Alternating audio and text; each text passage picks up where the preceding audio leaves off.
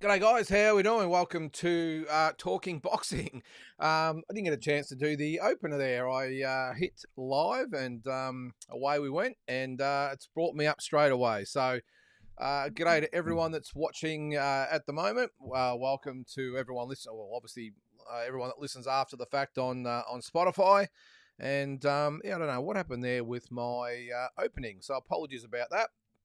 It's your first time here. As it says there, Talking Boxing. Put your comments in the chat. Give us your questions, opinions, whatever it might be, and let's get going with the show. I'm just going to quickly bring up the where are we?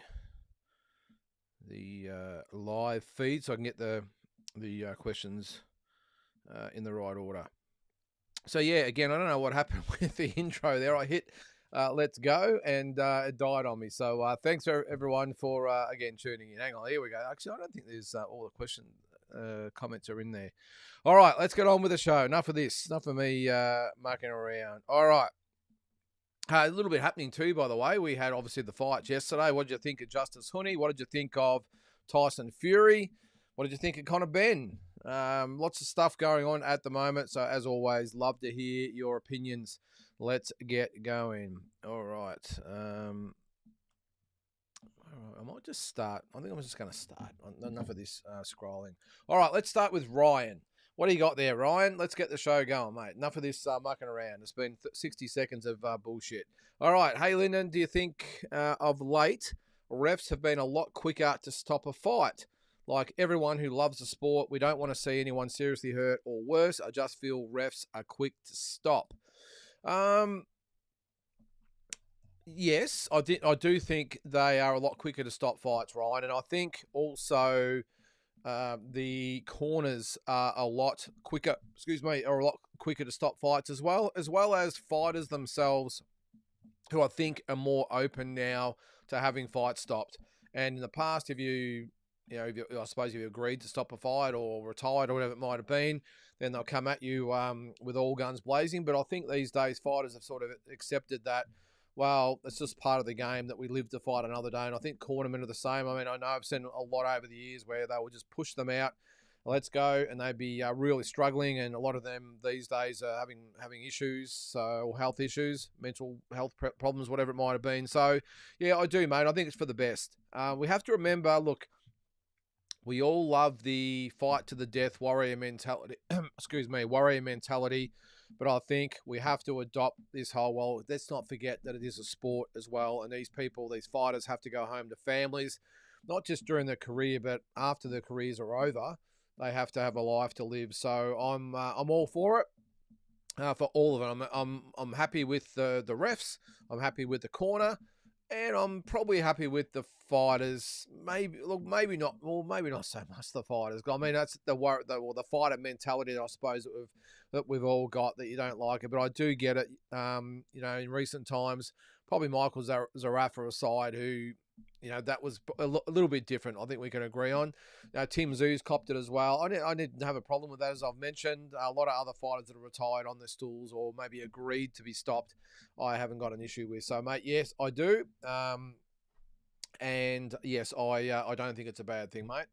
What do you say there? I just feel refs are quick to stop. Look, as always too, Ryan, some referees are just going to get it wrong. We watch football every week or whatever it might be. I'll just take football as an example. Every single week I can probably see 10 things. A little bit like Carlton last Thursday night, by the way. I know we lost the game, but come on. We got absolutely crucified by the umpires. They make mistakes. So I get it sometimes the refs might jump in a little early, but I still haven't got a problem with it. There's been some blatant ones that we've seen. What was the one recently? Was it the Gaucher fight? I thought he was a little bit unlucky to have the referee stop the fight. But there's sometimes on the same card with the same referee, they let it go a little bit longer. So look, I don't think it's ever going to stop, Ryan. But I think overall, I think it's actually a good thing that everyone seems to be more on the same page as far as, hey, let's just get this guy out of here or a woman out of here in one piece and we'll go again. What's this? I chat GBT the likely outcome for Cooper versus CJ at this time of the development. Hang on. Oh, you got another question there. Sorry, this is the wrong order. Excuse my ignorance or lack of research. Is CJ Mundine in the same weight class as Cooper O'Connell? If so, how would that play out in the future? Well, Cooper is at 140. I don't know what is I've got no idea what CJ fights. I think he might be around the same weight division actually. I'll just look at the card and see if they've actually got it up so far. This is the Nikita card. Yeah, where is he? Raheem Mundine. So he has fought he's fought right up to super middleweight. So he's middleweight up to super middleweight. So yeah, it's not going to happen. So he's fighting Lance McDonald on that show, by the way. Have they actually updated?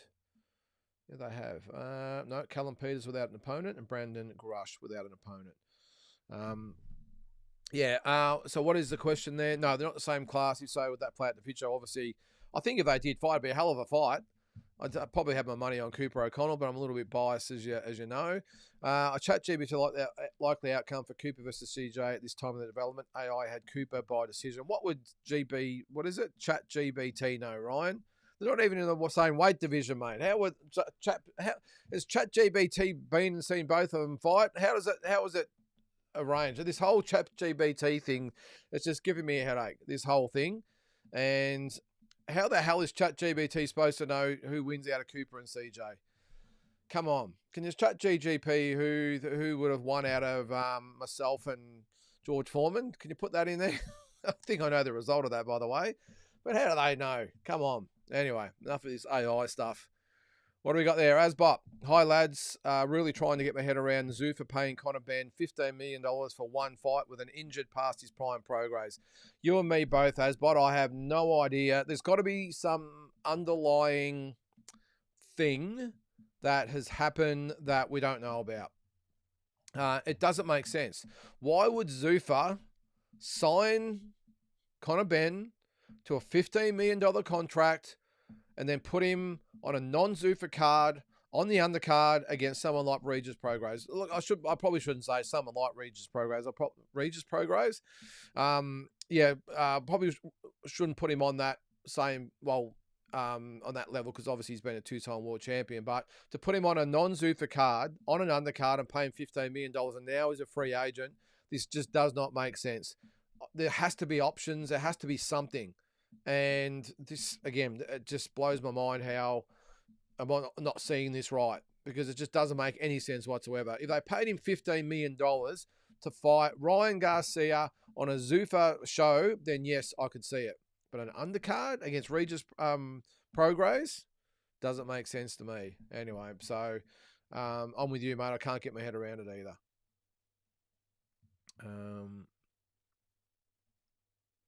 All right, Big J. All right, what do you got for us? Despite the criticism for being harsh, I maintain that Huni is not a world-class fighter. Struggled to get the win against a C-grade fighter and almost got KO'd in the fourth. Sorry, but nothing to see here. Oh, I get what you're trying to say there, Big J, and to some extent, you are right, I suppose. Look, I think you're being a little bit harsh, as you say there. You're being a bit harsh on Justice Huni. Yes, I will agree that Justice did sort of struggle a little bit yesterday, but again, don't forget he's been out of the ring for, is it a year in May? I think, no, when did he fight? Hang on, I better just have a quick look so I don't look silly here. So, I think it was, about 8 months ago, wasn't it? All right, so he fought in June last year. So he's been out of the ring for 10 months. Big occasion, big crowd, against the English fighter, all that sort of stuff. So, and change of trainer to his second trainer, obviously, after the tragedy that happened in the first one. So, I think we've got to give him a little bit of a pass. Yes, he did struggle in certain aspects yesterday, but I think we've got to look at it as a whole. Let's not forget, this is a guy who absolutely dominated the current WBO heavyweight champion. So, that's why I don't necessarily agree with you, Big J, overall, because not world class. He dominated Fabio Wardley. who was then awarded the WBO belt and will probably, well, he's fighting Dubois next and could possibly fight Alexander Usyk after that. That's world class, mate. Okay, it wasn't his most impressive win, but it was his most impressive performance. But I'm not calling him a world class fighter. I think that's been a little bit harsh, mate, considering that some of the other heavyweights in that division, and I'm talking about the Derek Chisoras and all these type of guys. I know Chisora's sort of proven. I'm sort of using his as a bit of an example. Hang on, where are some of the other rankings there? I'm looking at the guys like, where are we? Hrgovic, is he world class? I mean, he's had a couple of good wins, I suppose. Efia Jagbar, I mean, I'm just picking guys here, by the way, anyway, guys. But my point is that I think it's being very harsh, not just a little harsh, to say he's not a world class fighter. Because again, the proof is in the pudding. This is not speculation. I know he got caught, but some of the best fighters in history have been caught when they've been way in front. It's not necessarily about him getting caught. Up to that point, he probably won 8 out of, only what did it go to 10 rounds. So out of those 9 completed rounds, he probably won 7 of those rounds. So yeah, I don't agree with he's not a world class fighter. The proof will come, of course. He'll get another shot down the track, and then it's up to him. But I think it's a bit of a contradiction to say he's not a world-class fighter when he absolutely dominated Wardley, who's now the current WBO champion, and then knocked out Joseph Parker in his next fight. So I understand where you're coming from there, mate. And you're right, he did struggle against a C-grade fighter, but geez, he's not the first guy to struggle against an inferior opponent, especially with all those reasons on top. So, yeah, I understand where you're coming from, mate, but I don't agree. And you might be proven correct down the track. I'm not saying you're not. And I'm not, but at the moment, I think the proof is there that he is currently a world-class fighter. All right. What's that there? Cal, still love your show, mate. Thanks, Cal. Redemption for Tim. Looking forward to what both Sue brothers do coming up. George Rose does well, having the gift of the gab. Do you reckon he has the gift of the gab there, Cal? I don't think so. I think he just gets up there and bullshits his ass off. The gift of the gab, I mean, I think Eddie Hearn has the gift of the gab. That's for sure.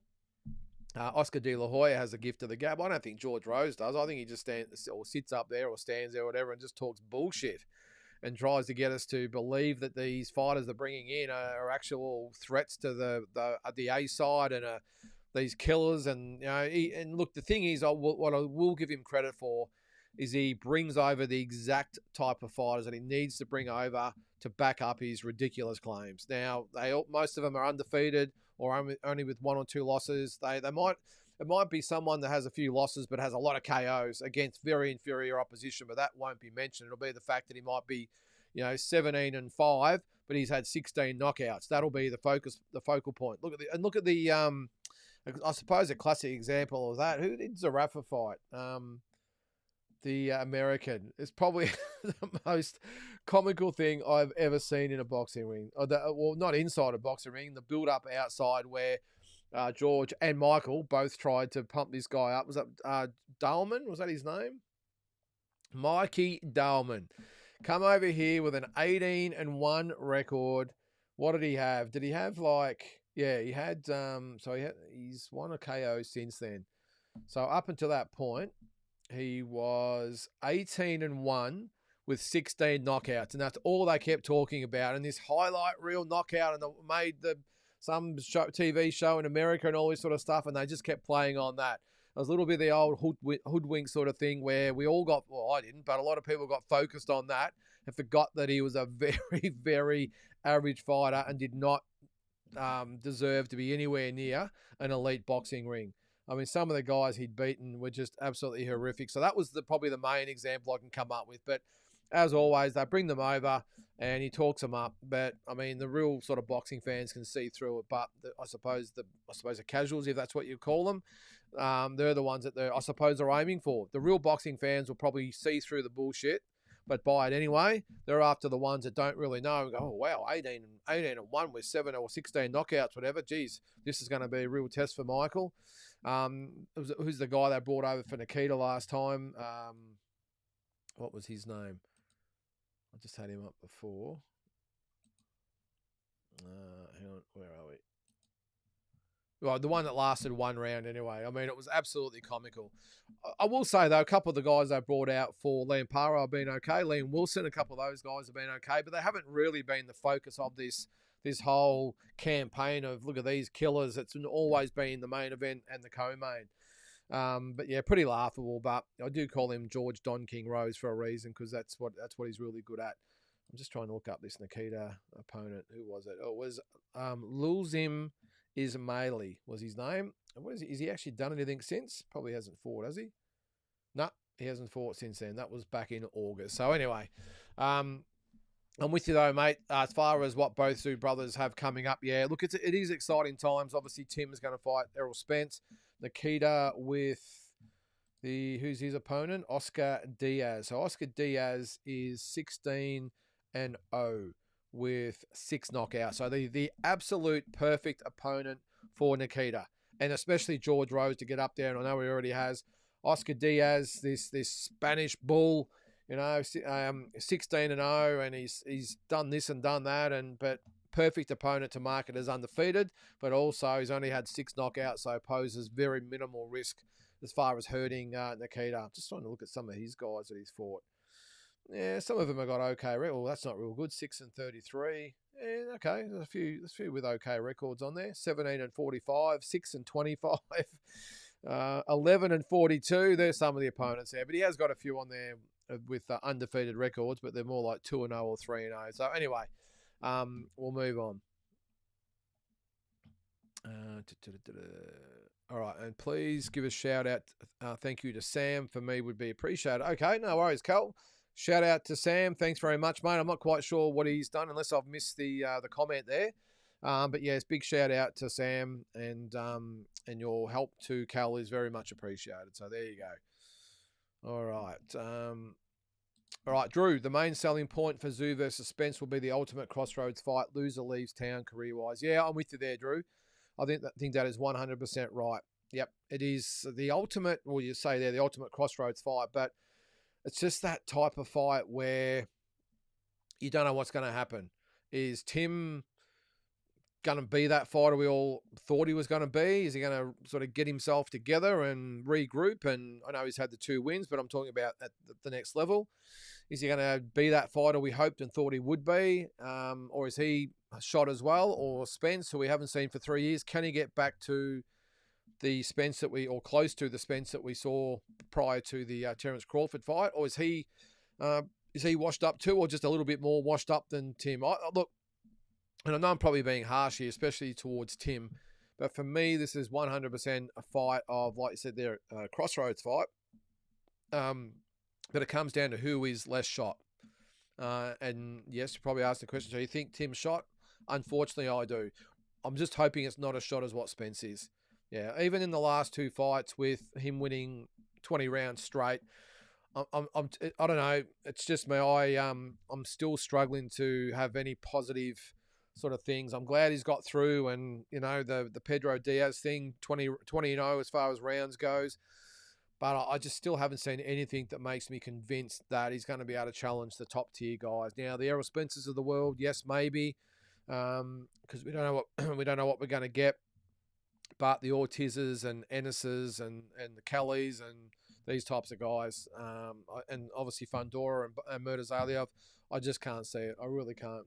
Now, he's actually ranked. I did look at the rankings today, and he's still ranked at middleweight. So obviously they haven't updated it since his last fight. I think it's April the 1st is when since they updated the middleweight. So he's still he's ranked number 4, but number 1 is vacant. So he might even be number 2 now because Savadra, he got beaten. So he's probably either at the top. But I think from what I heard, they're going to put him back down in the 154-pound ranking. So, and obviously we missed out on the fight on the weekend with Brandon Adams and how do you pronounce it again? Keeman, is it? Keeman Aguiar. How is it? Aguiarco, I think that's how you pronounce it. And he's an Irishman. It's a funny Irish name, isn't it? So, yeah, I think they're going to rank Tim back at 154 with the WBO. But, yeah, some real good fighters in there. So, again, I just can't see him, beating those guys at the moment. But let's hope I'm wrong. Drew, all the greed and ego sucked the life out of Fury versus AJ. AJ took 8 rounds to stop a YouTuber. And Fury looked like someone's fat dad in a car park fight. Such a tarnished fight. Yeah, I'm with you there, Drew. And I'm sure there'll be a few comments about my walking boxing this morning. And I did say it's still, I think it's still an exciting fight. Yes, it should have happened 4 or 5 years ago. I understand that. Um, but I still think as far as where the two of them are, I mean, we're just talking about Spence and Zoo. This is exactly the same.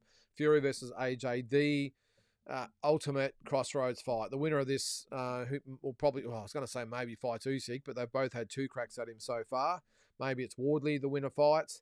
And maybe if they did win that, maybe Usyk might give the winner a 3rd crack at him.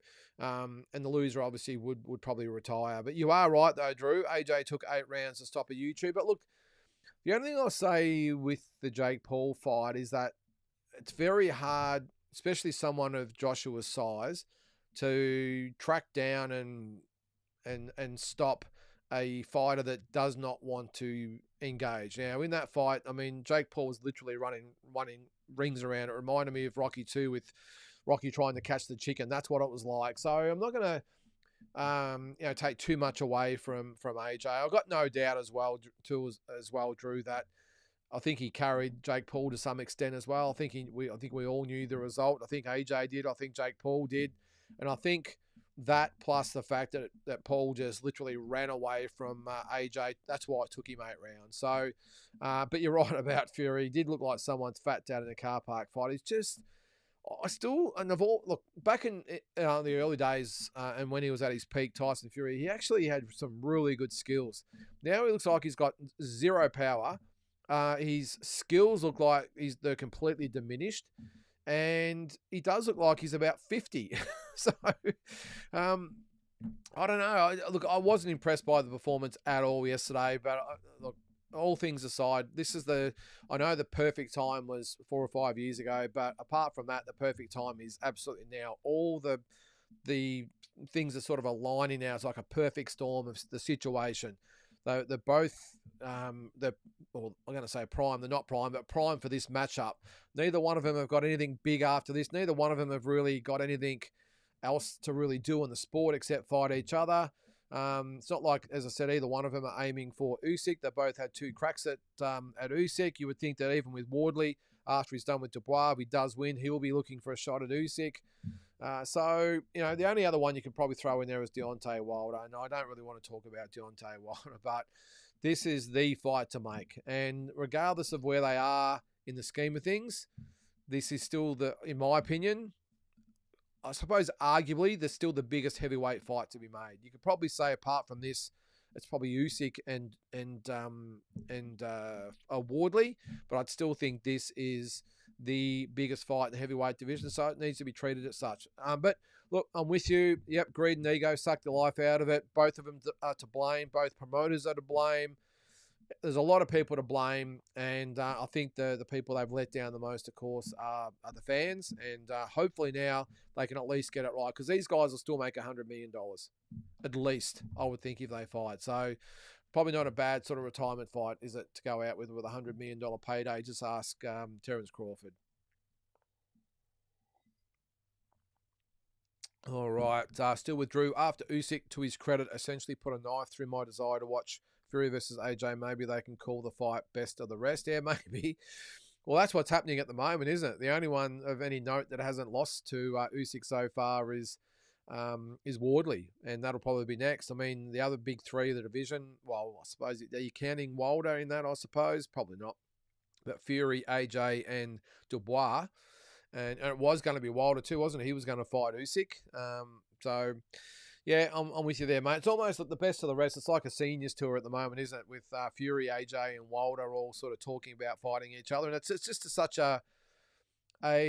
almost a crime that the only fights between those 3 guys we got was Fury and Wilder 3 times. The fact that AJ hasn't fought either one of those guys, and of course the Fury AJ fight hasn't happened.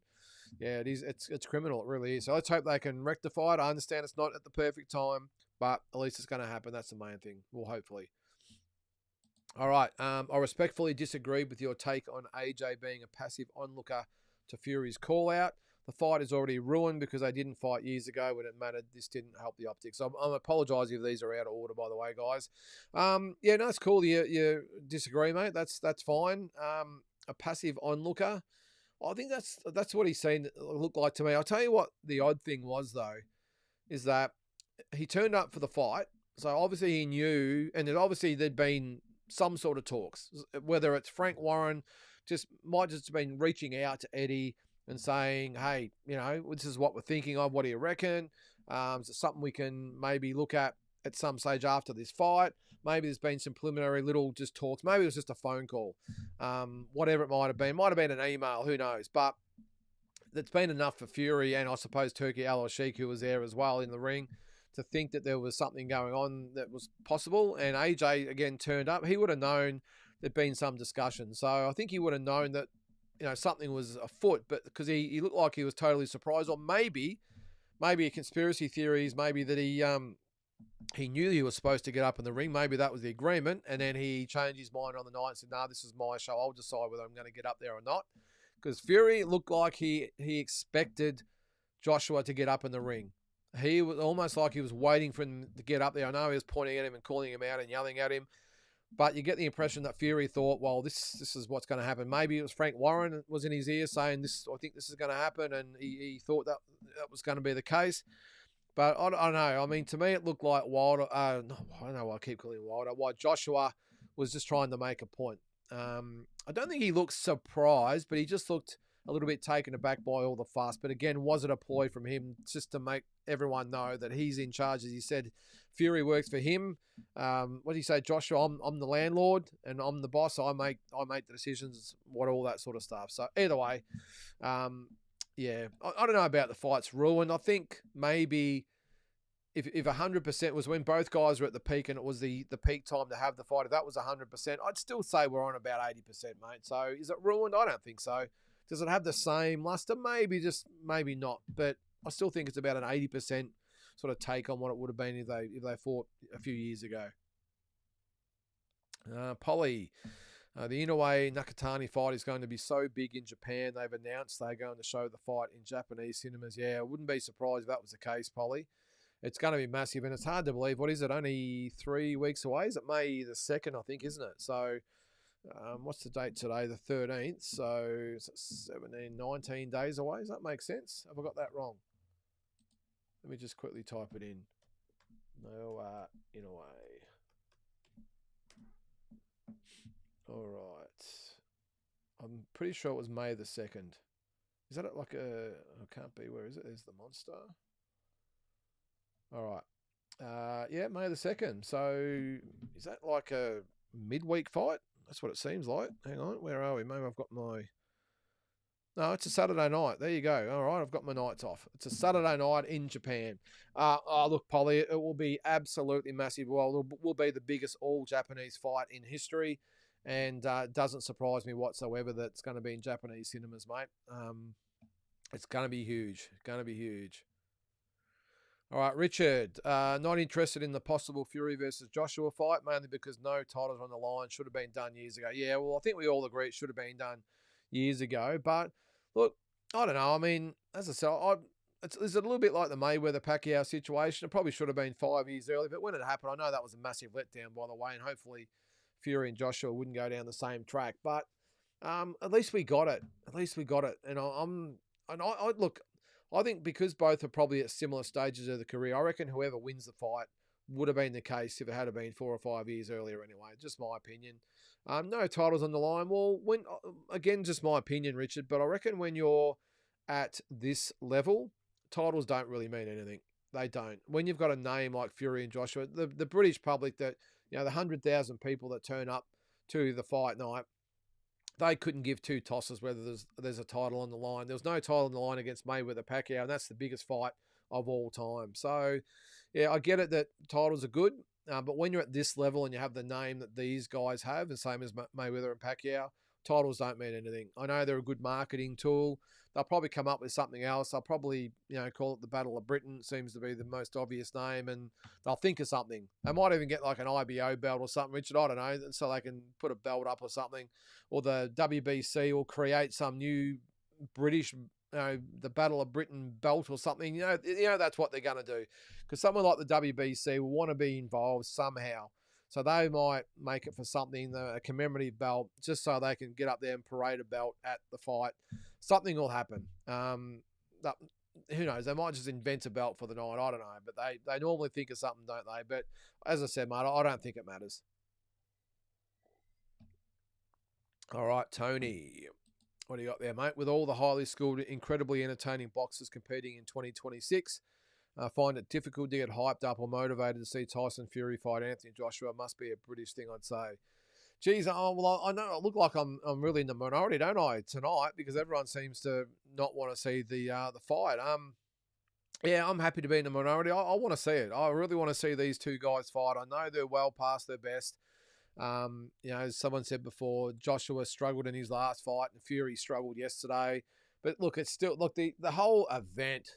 The event will just be, well, easily the biggest thing Britain's ever seen. I'm assuming they'll put it in Britain. They would have to. Turki Al-Sheikh would have to put this in Britain if he's the promoter, which he will be, of course, in conjunction with Frank Warren and Eddie Hearn. Yeah, I don't know. I'm really excited by it, Tony. I know, look, it mightn't be the greatest fight of all time, but the event, I'm looking forward to the event. It will be absolutely massive. And yeah, it might be a British thing maybe, but I know there's better fights to be made out there. I know there's more entertaining fights and everything else, but it's a little bit like, I suppose, when Tyson fought Lewis. We knew Tyson was well past his best, but Lennox Lewis or Mike Tyson versus Lennox Lewis just had this ring about it, didn't it? And that's what was it, the whole event. I actually went to that venue, by the way, where they fought. It was in Memphis. I went through Memphis and went to the Pyramid. It was a casino. It's now a outdoor world, and if you haven't been to an outdoor world, you've got to get to one if you're ever in America. They're like a theme park. They're a shopping. What are they? Like a Bunnings for outdoor people, hunters. Just boats and camping gear and weapons and all this sort of camouflage and all that sort of stuff. It's you've got to see it. It's unbelievable. But they put one of those in the Pyramid Casino now, because that was obviously where Tyson. How the hell did I get on to Tyson versus Lewis in Memphis talking about outdoor world when the question was about Tyson Fury and Joshua? Geez, I can get off topic if every now and then, can't I? But anyway, I get where you're coming from there, Tony. I'll just move on, will I? All right. Old mate Big J, what else you got here? How funny was that interview with Zarafa the other day with old mate concerning Eubank Jr.? Got everything they need but the money. In other words, he ain't got shit. Please, Mick, shut up. Yeah, I'm with you there, Big J. And I don't know. I'm sure you did a video about it, didn't you? I did as well. I watched the interview with a young bloke, Combat Sports Down Under or whatever it's called, and a young bloke having a bit of a crack, and good on him. And and he did the interview and said, our teams have been talking, and we've agreed to terms, and we've agreed to this and agreed to that, and it's going to happen. And Eubank, he said, I'm going to bring all the Brits down under, and it's going to be massive. It's going to be as big as Horn Pacquiao and Haney versus not Lomachenko, Haney versus Kambosos. And I'm just thinking, oh my God. But then when he said, it's all happening, it's all decided on, we just need to get the funding now. I went, oh, geez, come on, Michael. He did get a little bit frustrated a couple of times too, Mick, because the young bloke asked him a couple of questions I don't think he was overly happy with. But yeah, you're right there, mate. Yeah, got everything they need bar the money. And I'll say again, I'm not going to say the fight won't happen. But if it does, I would love to know the terms, because I know I've commented a couple of times about this on Walking Boxing, but my opinion's been that the backing here in Australia, I don't think they get any government funding. Now, Mick can get up there and say, we've got government funding, but trust me, I've been through the process. And this was, ironically, it was Michael Zarafa against Jeff Horn in Bendigo. I was just an onlooker. I was in the room. Dean Lonergan was there. The DNL events, he promoted Horn Pacquiao, of course, and Joseph Parker and everyone else. So he was in there doing his thing. He did the presentation to the government officials, and the government officials were actually pretty good. They're pretty cool guys, but it's all about return on investment. They're business people, remember. Now, it's one thing, and I tried this in the past, by the way, and got laughed out of the room, but on a smaller scale. But they'll sit there and go, okay, like any people that are making an investment, they're a little bit like the what's the show on TV where people with their inventions and ideas and they put the cases forward, and then the rich people decide whether they're going to invest in it or not. I can't remember the show. I've never seen it, but I know the concept. It's a bit like that. You got to go in there and you got to have your ducks in a row. You got to have your presentation. You got to obviously have the gift of the gab, which Dean did. I just sat there in awe of the way he went about it. He was totally prepared. Got a feeling the template he used or the presentation that he used for the Victorian guys was just a cut and paste of the Horn-Pacquiao fight he presented to the Brisbane or the Queensland government, and he just obviously, did, as I said, the cut and paste sort of thing with Pacquiao out and Zarafa in. But they were totally impressed about it. He had the answers to all the questions, and they went, yes, this is a good thing for us. He pushed the whole regional thing. We're going to Bendigo, Central Victoria. Horn's got a massive following in Queensland. They'll all come down. Then you got Zarafa's got a massive following in Melbourne. They'll all come up. It's great for Victoria. It's great supporting the regional centres and being right smack in the middle of Victoria. All the people, all the cities and towns around Bendigo, they'll all be able to get there from Mildura, right from Gippsland. Will be no dramas to meet right in the middle of Victoria, and that's the way he sold it, and he got the money because he said, these are our figures. This is what we're going to make. These are our projections. And the Victorian guys, okay, all right, no drama. So this is what we need. This is what's going to return. Here's some figures from Horn-Pacquiao, and he was totally prepared, and they went, yep, no drama. What do the backers, I say, in inverted commas, what do they do when they come into the meeting to talk to those same guys about Chris Eubank Jr. versus Michael Zarafa? What do they offer? Now, Michael Zarafa can't walk in there and say, well, well, he's a Melbourne guy, by the way, and the fight's going to be in Melbourne. So the Melbourne people will say, well, we don't want that. This is not for Melbourne. This is to bring people into Melbourne. So what are you going to have to offer for us? And he's going to go, all right, well, I'm a Melbourne guy. I have got a few people that had come. There might be some people that come from interstate, which I highly doubt, by the way, because this is what they're after. It's the same thing when I did the show in Bendigo. They didn't want to know what I did for Bendigo as far as the Bendigo people going. They wanted everyone from out of town to come. That's why they give up the money to investment. I know I'm rambling on here a bit, guys, but just hear me out. And this is what's going to happen with these guys when they sit down with them. They go, okay, well, how much do you want? And how much would they actually need? How much is it going to take Eubank to come out here? It wouldn't be for peanuts. Zarafa's still going to want to get paid. This could be absolute bare minimum $1 million event. Bare minimum. By the time with all the flights and accommodation and purses, this is considering if Chris Eubank fights for a fraction of what he normally gets. Let's just say it's $500,000 or even $250. Zarafa's going to want his $150 or whatever it might be. Then you got the undercard and flights and accommodation and all this sort of stuff. So let's say it's $1 million. So they go to the government people. They say they want $1 million. Well, they probably won't ask for all of that, but they might ask for $500,000. The Victorian government are going to go, well, all right, well, where's the money coming from? Where's our? And not just 500. They're probably going to want to get 1.5 back through the coffers. So they might go with Chris Eubank Jr. is going to bring all the Brits out, but that's not going to, might get 1,000 people out here. It's not a lot of money. They all come out here and spend in Melbourne or Victoria. So you see where I'm coming from anyway. I just don't see how they sit down with a straight face and ask for all this money and have the Victorian government go, oh, wow, that's a great investment. Now, and same as the private backing they're talking about, whoever it is, they're going to want the same thing. All right, we'll put up $500,000. Where's our return? They're not a charity case, and the Victorian government aren't a charity case either. So that's why I strongly doubt it, Big J, just looking at the absolute economics of it all. But again, I wouldn't be surprised if it happens. I just don't see it happening here. I'd say they'll end up taking it over to the UK, or they might do it here and just hope and roll the dice that Eubank takes a piss-ass purse and the event costs nothing, and then hope that maybe the pay-per-views from England stack up. I don't know, but I just can't see it, Big J. Having said that, I do hope he actually gets the fight, okay? I will say that. I just have massive doubts whether it's actually going to happen. All right. What do you got? Still with Big J. Speaking with T Street, the chances of Zoo versus Spence on the Gold Coast are fair. PBC is broke and wouldn't have the money to secure the AT&T Stadium, but how are No Limit going to come up with 15 for the bout, or 15 million, sorry, for the bout? It's a good question, Big J. Look, I would say, as I just spoke about with Dean Lonergan going to the Queensland government, they will go to the government up there, and they might get a double dip at this. By the way, they might have the Queensland government. They'll go and say, "Hey, Spence is a massive name, former unified champion, all this sort of stuff." They'll roll. Well, I think they will. They'll roll out all his credentials, and they'll do a full-on presentation and what it offers, and the worldwide sort of reach this fight will have based on Errol Spence. Tim Tszyu, of course, we know is a massive name in Australian sport. So they'll go to them with that.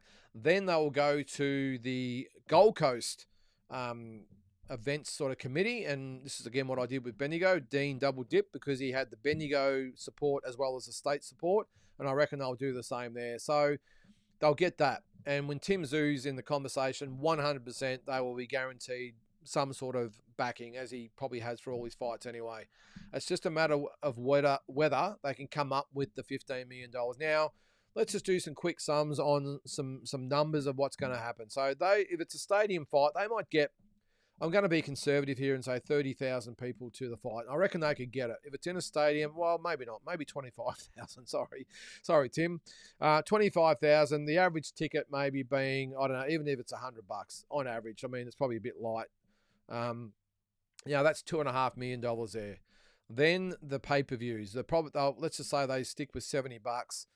I would think they would hopefully get maybe 20,000 buys. I'm just being, and don't forget, we're still got to go to the States. I'm not sure how that'd work, but there's is that only 1.4? No, that can't be right, can it? 20,000. Oh, that's only, no, it'd have to be more than 20,000, wouldn't it? Wouldn't it? I don't know. What do they get? Let's just say, I'm going to say 30,000 times 70. Gee, that's only 2.1. So we're only up to $3.5 million there, Big J. It's not a lot, is it? Then you've got the money. I reckon they'd probably get $5 million from the other, or the governments, I would think. But we're still only at, what was that, about $8.5 million. So we're only just over half of the money they would need. So, yeah, it's a good call, Big J. Look, I've got a feeling Spence won't ask for the amount of money that maybe it's been reported. I wouldn't be surprised if it's maybe half of that. Maybe it's, if there's, let's just say there's 8 million, maybe it's Spencer's going to come out to Australia, so maybe he takes 4.5, and Tim maybe takes 3.5 as the hometown fighter and the one that brings the crowd. So they're going to have to negotiate there. I mean, if it was $8 million, then it's possible, I suppose, or is it? Anyway, you get where I'm coming from there anyway, Big J, but it's going to be tough. But by all accounts, they're going to have to take a haircut, I would think, as far as what they want to get paid. All right, Eminem, Jai Patai now number 4 in the IBF rankings. I did see that, mate, and he is, where are we? He's, which is unbelievable, by the way, that the IBF have now ranked him. They've stripped him, and then a month later they've reinstalled him at so the number 1 is unrated, or not rated. So it's number 3 basically, but number 4 in the ratings, but number 1 is vacant. So how can you have I sort of get how you can have a number 1 ranking vacant. But anyway, so it looks like Vidal Riley and Chris Billam-Smith are going to fight for that belt, which then would make Jai Patai mandatory. So could he be a 3-time IBF cruiserweight champion, but never actually lost the title in the first place in any of those fights? So 3 times he's won it and 0 for losing it. It's pretty crazy. I'd tell them to stick it up their ass if I was Jai Patai, Eminem, just between me and you. And the reason I say that is because he's ranked number 3 with the WBC. I'd be saying, IBF, stick it up your ass. I'm going to go to the WBC. Or maybe not, because maybe it shuts the door as far as a potential unification fight goes. But what it does show is that there is some sunlight, or some coming through the windows, I suppose, as far as his career goes. Is that the term? It's probably not. Some hope anyway that he could maybe win one of those belts and unify. Just I'm not sure why the IBF would strip Jai for this whole Zuffa thing and then rank him, knowing that if he wins it again, they're going to have the same situation. Or maybe they'll say, well, you can win it again, but know now that if it is for this Zuffa belt as well, you'll be stripped again for a third time. Pretty crazy stuff. But yeah, it's good that he's at least back in the mix there, Eminem, and especially with the WBC as well. I'm not sure he's ranked with the others, is he? That's not working over there. So I think, I don't think he was. I don't think he was ranked by the WBA, no, or the WBO. So is that WBO and WBA? No, not ranked with either of those guys. I see Floyd Masson too. He's ranked number 6. David Nyika number 5. This is with the IBF. And I think Floyd Masson, number 14 with the WBO as well. All right. Glenn, how are you there, Glenn? Spence is hugely popular. I spit that out. Spence is hugely popular in the US, especially his hometown of Dallas, Texas. Wouldn't it make more sense money-wise for the fight to be marketed there? I mean, I hope it's at Carrara in Queensland, as it's only a two hours away. Look, it just comes down to money, Glenn. See, the thing they might bank on, and I'll just explain the Gold Coast scenario, how it's going to be tough. But if you think in the US, if it was at, and I've actually have heard, by the way, that if it is at, in Dallas, that they might not have it at the AT&T Stadium, the Cowboy Stadium, just because I'm not quite sure they think they can fill it. I mean, it's 80,000 people, but who knows, whatever. But if it's over there, the gate will be bigger. They normally charge more for their fights over there. Pay-per-view, they'll be able to charge over there, but more importantly, they're going to get the Australian pay-per-view. That's one thing that is going to be massive about it. And I think if it was over there, I wouldn't be surprised if part of Tim's purse is based on pay-per-view sales. And he might do an Anthony Mundine, who years ago just pulled an absolute Swifty over there, and when he fought Bronco McCart, and said, nah, don't worry about paying me. Or it might have been a very, very minimal payment as a fight. It might have been like, I heard it was something like $5,000 or something. But he said, I'll just fight for the bare minimum, but I want the Australian pay-per-view. And they marketed it over here as this biggest fight of all time. Mundine takes on the US, and Mundine hits the US, whatever it was, and they marketed it like it was some massive fight at the MGM Grand. It wasn't. It was in a shitty little club in Vegas in front of about 100 people, because I think it was on the same night as Danny Garcia and Amir Khan down the road at the Mandalay Bay, I think it was. So, but back in Australia, it was marketed as the biggest fight of all time featuring an Aussie. We all bought it. And he fought Bronco McCart, and he cleaned up. So maybe not to say it's going to be to that extent, but maybe what they might do with Tim is to say, all right, we want a percentage of the home numbers, because it will be massive. And you would think that Tim fighting in America would just do massive numbers back here as far as pay-per-view numbers goes, and then they get the live gate plus the American TV, and maybe that's where they get their money. And maybe Dallas dips in as far as the money goes to fund it as well. Who knows, mate? But you're right. It does come down to money. That's all it's going to come down to. Where is the place that can make the most money? Because both guys deserve to be paid, and both PBC and No Limit, they all deserve to make money. It's a massive outlay. It's a massive risk. It's a massive commitment to this, so that everyone deserves to get paid. So it's all going to come down to who can generate the most money. Carrara would be good though, wouldn't it, Glenn? It's a boutique little stadium, that one. The Carrara one. Is it the People's First Stadium or something? I think they call it, where the Gold Coast Suns play. It would be perfect for a fight. It would be unbelievable. Although middle of winter, is it the wet season up there? I don't know. Tell us somebody if that is the case, if it's a wet season. But they probably get 25,000 people there, maybe 30. Big J says, I'm praying that Tim gets the fight with Spence on the Gold Coast on July 26th. Well, that's the date I've heard, Big J. It's July 26th. That's the date they're looking to put the fight on here in Australia, which is a Sunday.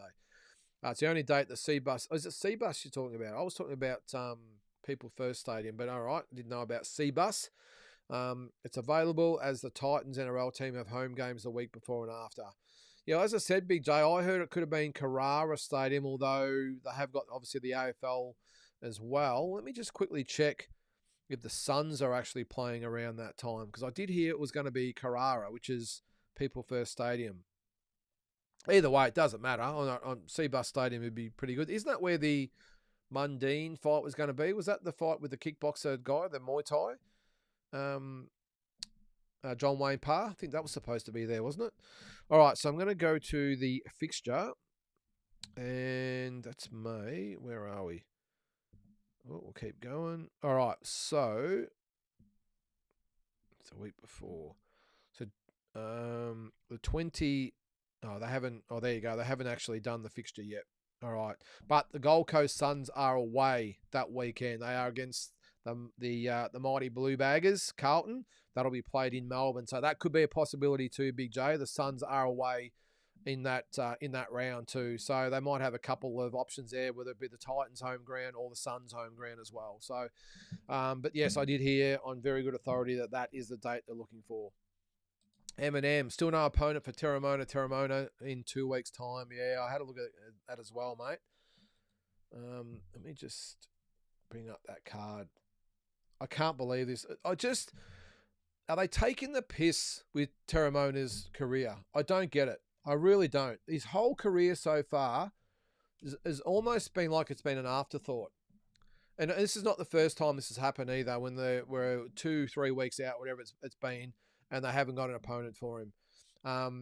Now, this is not a Tasman show, so I'm not quite sure. I don't think we lay the blame at the feet of Mick Francis and Tasman, but this is a Matchroom promoted event in conjunction with Sam LaBruna. But again, it's not necessarily Sam LaBruna's position to get this done either. It's purely on Matchroom, because I've got a feeling they will be doing a little bit like Dean Lonergan did on my shows, where I was the smaller promoter and Dean would then overlay.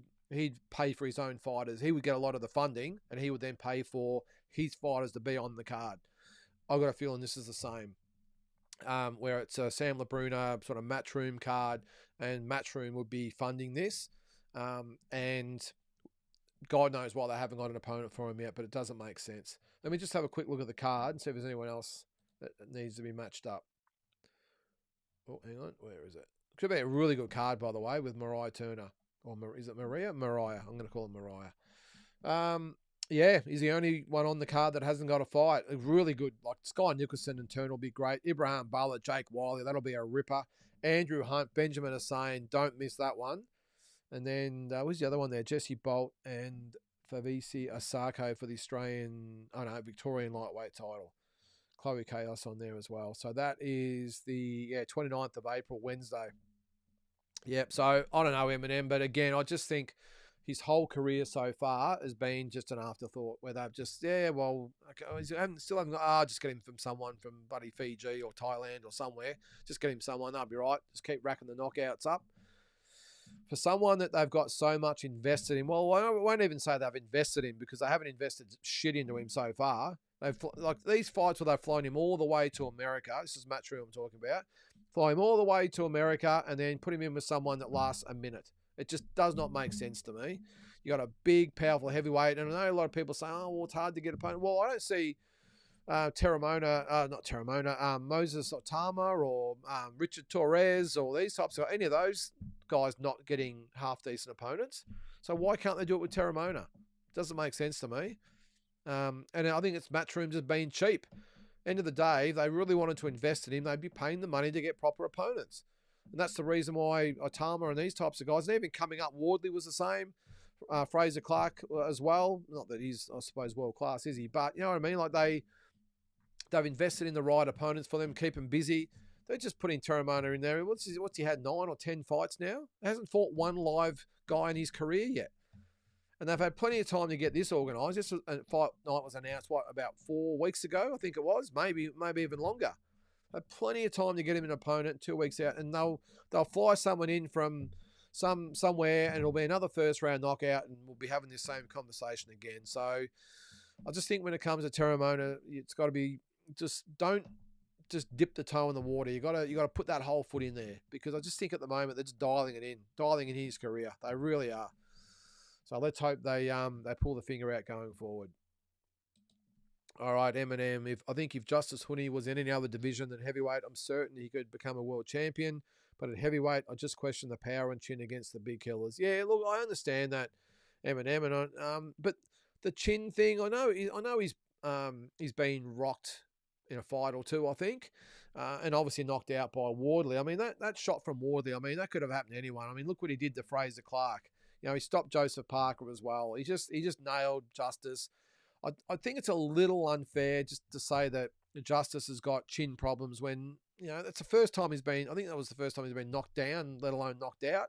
So, yeah, I don't know. He just got nailed in that fight. So I'm not that stressed about his chin, although he does sometimes seem a little bit fragile, doesn't he?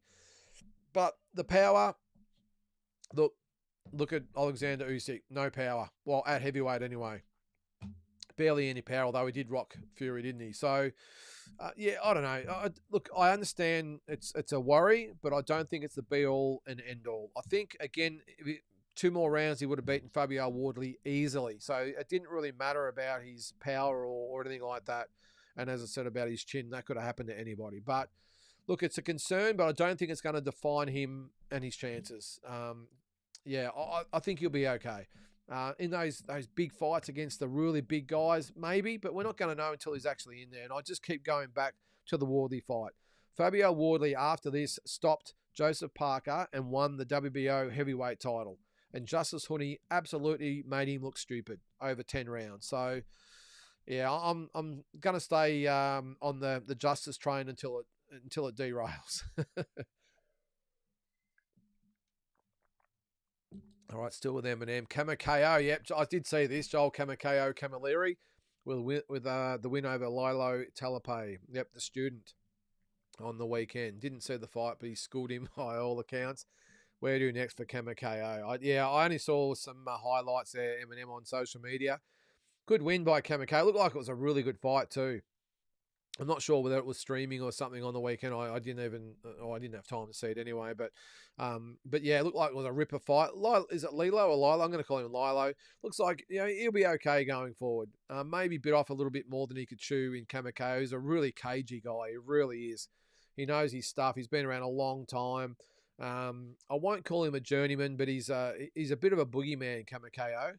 And he can fight. He can fight. Is he at world level? I don't think so. And he's currently ranked. I did see he's also ranked in the middleweight WBA. I think he is. What's next for KO or Kamakeo? Well, how about if the Chris Eubank Jr. fight doesn't come off? We see Kamakeo get in there with Michael Zarafa. Now, that is a massive Melbourne fight. Both with, Kamakeo's got a huge following in Melbourne. Michael's sort of got his crew as well. And just the name alone will drag a few in. Just looking at the rankings here, by the way, at middleweight. Where are we? What's that? Oh, that's light heavyweight. Hang on. Yeah, Kamakeo is ranked number 13 at the moment, and Michael Zarafa number 4 with the WBA. But yeah, I reckon that'll be a great fight, Eminem, and it does make sense for Michael to some extent as well. I know he thinks he's now at the upper echelon and deserves those massive fights, and I get that. But I don't think I know we've talked about the Chris Eubank thing, but if that doesn't come off, I think he could actually get a lot of goodwill back by fighting someone like a Kamakeo. He would probably view it as a massive step back. I get that, but if there's not really anything happening for Michael Zarafa, and you know, I mean, unless a promoter gets behind him, as we've talked about in the past, I don't see really anyone coming for him unless it's as a B-side to go overseas and fight somebody. Why not fight Kamakeo? Massive fight in Melbourne. It really would be. They would pack out the Melbourne Pavilion. There'd be interest all around. Well, I was going to say all around Australia, maybe not, but it'll be a big fight in Victoria, and good fight for both guys. So, because Kamakeo needs a fight like Michael Zarafa, and maybe Michael Zarafa needs someone like a Kamakeo just to have a big Melbourne fight and get a bit of interest back in him in his home state. Who we got there? Jason James. How are you there, mate? Good evening to you too. Frito for life. What are your thoughts on Hitchens and Belunga signing with Zuffa.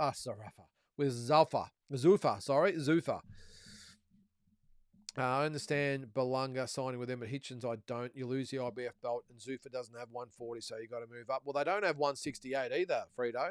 That's not part of their weight divisions either. They've got cruiserweight in place of flyweight, I think, isn't it? As traditional weight divisions. So I did actually comment on this the other day on Walking Boxing. I said, well, they've sort of contradicted themselves so much so far, Zuffa. They said they wouldn't work with any sanctioning bodies, and that went out the window in the very first big fight they had with Jai Patai. They said, all right, well, we'll try and work in with the IBF, and look how that turned out.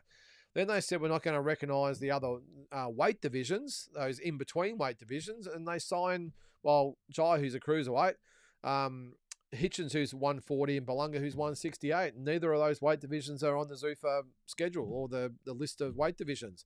And it looks like they're going to sign Teofimo Lopez as well, who's also 140. Does he go to 147? So they just keep sort of tripping over their own feet at the moment, Zuffa. Not to say it won't succeed to some extent going on the lines there, but the fighters they've signed at the moment aren't even in traditional weight divisions, or their traditional weight divisions anyway. So I don't know. I think Belunga made sense because he's doesn't really have a promoter, and he is entertaining in the press conferences, and they need his type of fighter. He probably would be suited to the UFC, Belunga, with the way he fights and the way he talks. So that is probably a no-brainer. He probably really appealed to Dana White. Richardson Hitchens, I just think he just had nothing else, or no one really interested in Frito. That's why I think he's just thought, oh, well, I may as well sign up with them. I don't know why he didn't sign with Matchroom. There's so many guys he could have fought that they sort of have relations with. Matchroom around 140 to 147. And going to Zuffa now, I don't know. And you're right about the IBF belt. I've got a feeling, though, there might be a little bit more communication this time, though, Frito, with the IBF and Zuffa. I think there'll be, and I would be staggered again if Hitchens and his team didn't sit down and go, okay, before we sign, can we just get this IBF thing sorted out? And maybe that's what's happened, which is why he signed. But I don't think there'll be the flying blind that happened with the Jai Patai fight anyway, mate. So, yeah, I'm with you. While Belunga makes sense, Hitchens doesn't. But I understand at the moment, Zuffa probably haven't got a lot of choices because they need to get their stable going. They need reputable type of guys to be in their stable. And I don't think the whole Jai Patai thing would have done them any favours as far as world champions looking at Zuffa. They went, oh, geez, if that happened to him, is it going to happen to us as well? A lot of them still signed, obviously, with current promoters. So I just think at the moment they're just trying to get their hands on every available sort of marquee type of fighter they can. And hopefully they can just build their roster as they go. Because remember, money's not an option. So they'll just keep getting all these guys that are either coming out of contract or maybe in contract at the moment, but a year away, and just putting in the groundwork. So this is probably got to be I would say a 5-year plan to be really anywhere near what they're actually after with Zuffa. I think it's going to be 5 years before we sort of know exactly how it's going to go. Yeah, they'll have the Zuffa champions, and that's interesting too, isn't it? We've only had, what's there been, 6 or 7 shows now. We've only had the one Zuffa title fight, and that was Jai. So I'm surprised they haven't just handed out the belt to start somewhere. I would think that if Hitchens comes over and Belunga comes over, they will be for Zuffa belts, and Teofimo Lopez as well. So it gives them a little bit of credit or credibility, I suppose. But as I said, I think it's going to be a 5-year process to see exactly where they're going to be at and to sort of get things the way they want. And I'm sure they've got the wish list. I'm sure they've got a whiteboard in the office with all the out-of-contract fighters and when they come up. And when the Ryan Garcias of the world come out of contract, they'll be like, bang, here's your 20 million, Ryan, let's go. And I think it's just going to be something that happens over time. What do you got there, mate? Furian Survivor. How would you rate Liam Paro's chances against that peanut Conor Benn? Well, you probably know I'm not a big fan of Conor Benn, Furian there. I wasn't impressed with Conor Benn, by the way. I think Liam Paro beats Conor Benn. I really do. The only thing that maybe we've just got to consider, though, is probably the size of Conor Benn. He hydrates, apparently, he said himself, he hydrates up to I think it was 175 when he was at middleweight. Now he's back to welterweight or sort of welterweight. He's weighed at 150. Then he went up to 165. That's a lot of weight to put on. So in kilos, if we're looking at that, so welterweight is 66.8. Let's just say 67 kilos. So he's then rehydrating up to 75 kilos.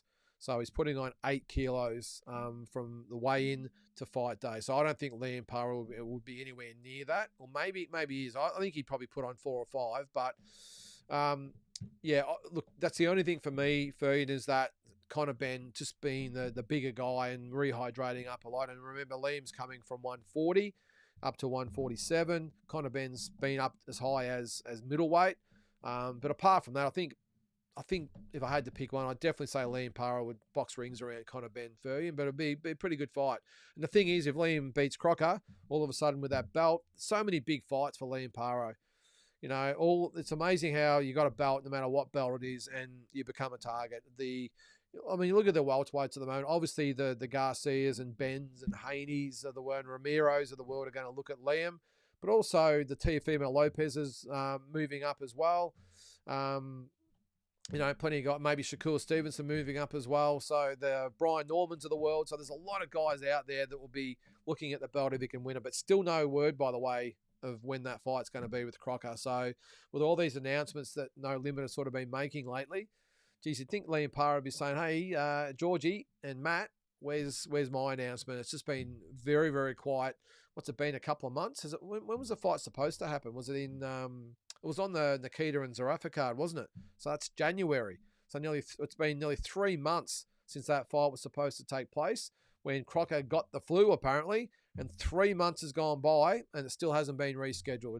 That is pretty crazy. Is it where there's smoke, is there fire? Who knows? All right, Glenn. Evening all. Justice had a solid win against a popular UK fighter, which helps. Ben is just a bit crap. And Tyson, well, he's fading before our eyes. I'm with you there, Glenn. As I said before with Justice, I thought it was a solid win. Not his greatest win. It wasn't a stellar performance. We get that. But sometimes you just got to win. So, and see, old saying, win this one and look good next time. And I think this is the case with Justice Honey.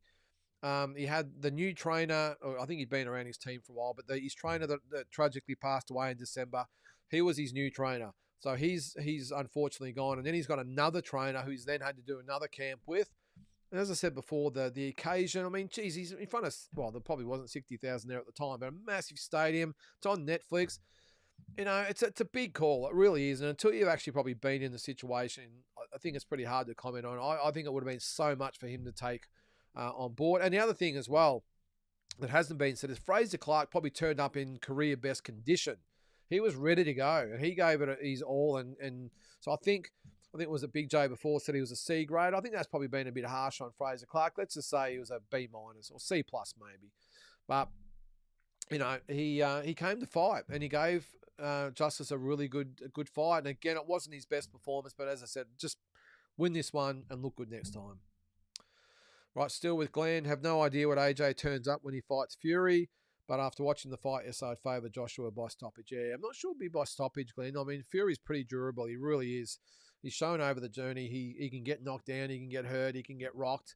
And he always hangs in there. I'm thinking Joshua on points for me. I just think if I think Joshua would be the one that would push Tyson. Tyson would be on the back foot boxing. And I think the way, a little bit like he fought Jake Paul, even though obviously Tyson Fury's a hell of a lot bigger and better than Jake Paul, but same type of thing, just to hunt him down, cut the ring off, don't waste your punches, pick your punches, and I reckon he could really do some damage on Tyson. I think if you scrap with Tyson and wrestle with him and get in close, I think that's when it gets a bit ugly and he can be effective. He's a very good sort of infighter. Surprisingly, Tyson Fury, watch him in close. He's very good with his hands and little uppercuts and hooks and that sort of stuff and just tying his opponent up. I think if Joshua fights him, he's the aggressor, but fights him from range, I think it's a pretty easy night for Anthony Joshua. All right, Frito. Turkey looked unhappy that AJ didn't play into the Fury promotion for the future fight. I think Eddie and AJ wanted to prove a point that we don't jump when Turkey says so. Well, yeah, it's a good point, Fred. I hope that's the case, because that's one thing that Turkey Al Sheikh has been very, very much known for, is that, he says jump and they just jump. Everyone bows down to Turkey, and it's been pretty sickening on a lot of occasions. But I actually liked it, and AJ is 100% right. If that is the case, hey, I'm the boss. You need me. I don't really need you. I mean, maybe he does. Maybe he doesn't. But I think what he's looking at is that AJ, probably look at the mindset, especially after what happened in January with the tragic loss of his friends in the car crash. AJ, to me, looks like he might be in the headspace now of, look, okay, we might fight. Okay, we'll negotiate a fight, but I don't need this anymore.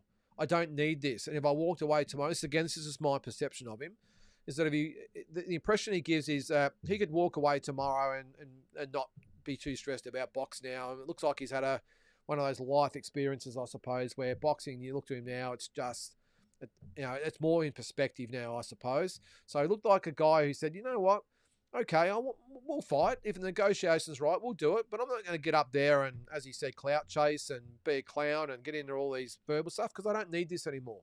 I don't need this. So I'm not going to play your games. And Turkey, I don't need to bow down to you. I don't need to come and kiss your ring because I don't need this. You need me a hell of a lot more than I need you. And they do need him. So, and Tyson Fury, the only reason he's come back is to fight Joshua. He's openly said that if he doesn't get the fight with Joshua, he'll probably retire again. So Tyson Fury is desperate now to fight Joshua. Not only it's a reason why he's come back, obviously it's a big payday. He's got to fulfill the ego thing and everything else. Where you get the impression now where AJ is like, you know what? I don't need it. So it's either going to be on my terms or not at all. So take it or leave it. And I think they sort of know that. And that's why he probably has the upper hand in negotiations. And I think Eddie as well, you see there was no outlandish interviews, there was no comments, there was no talking the fight up and everything else. I think he just let AJ be AJ. He said, you know what? If you're going to go down this road, I'm just going to stand back and let you do what you want to do. If you want to get up there, then you go. If you don't and you want to sit there with your microphone and forget that there's 60,000 people watching you live in the building and millions watching on Netflix, if you want to do that, then you do that as well. So I thought it was really well handled by Eddie and AJ. A little bit frustrated. You could tell really that Fury was frustrated. Turkey Al-Sheikh probably looked a little bit insulted by the whole thing, but Fury looked frustrated because I think he just expected that it was all going to happen. And whether someone was in his ear telling him that AJ was going to get in the ring or not, we don't know. But yeah, I just think AJ's made the conscious decision that, okay, he's open to the fight, but we're not going to make a big deal out of it until it's signed. And even then, it'll just be on my terms. And if you want the fight, let's do it. If not, if you want to play games, then there's no fight. So I would think, I've got a feeling, and we probably will never know, I've got a feeling that when the negotiations are going on, Eddie Hearn's going to have all the hand. I think Frank Warren's going to be, yes, Eddie, no, Eddie, yep, no problems. You just tell us what the terms and we'll go by you. Because I just got a feeling if they play games, and Tyson Fury's 100% known for it, he's obviously put AJ on the clock in the past and all this sort of stuff. I've got a feeling that if Fury plays games and creates too much drama, I've got a feeling that AJ will say, no, what? Don't worry about it. I'm going to walk away. That's the feeling I get anyway.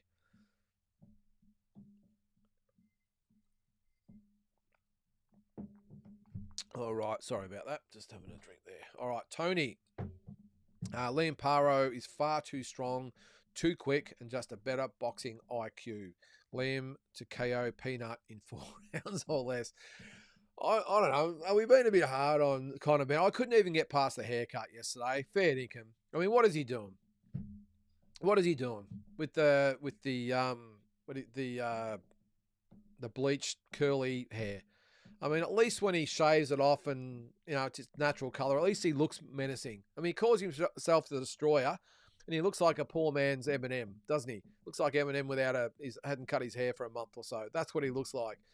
I thought very average performance against Prograis, who really was, I think, just going through the motions and clearly hindered with a few of his injuries.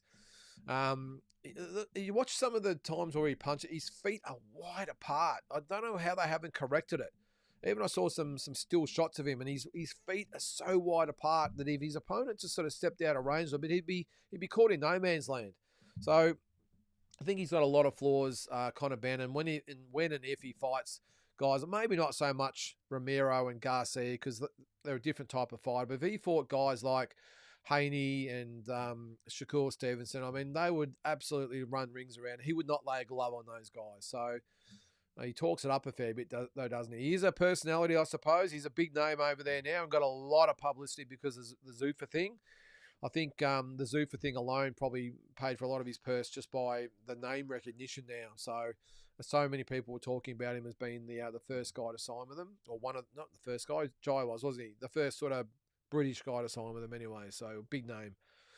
All right, Shadow Boxer. I personally do see Huni winning a title at some point.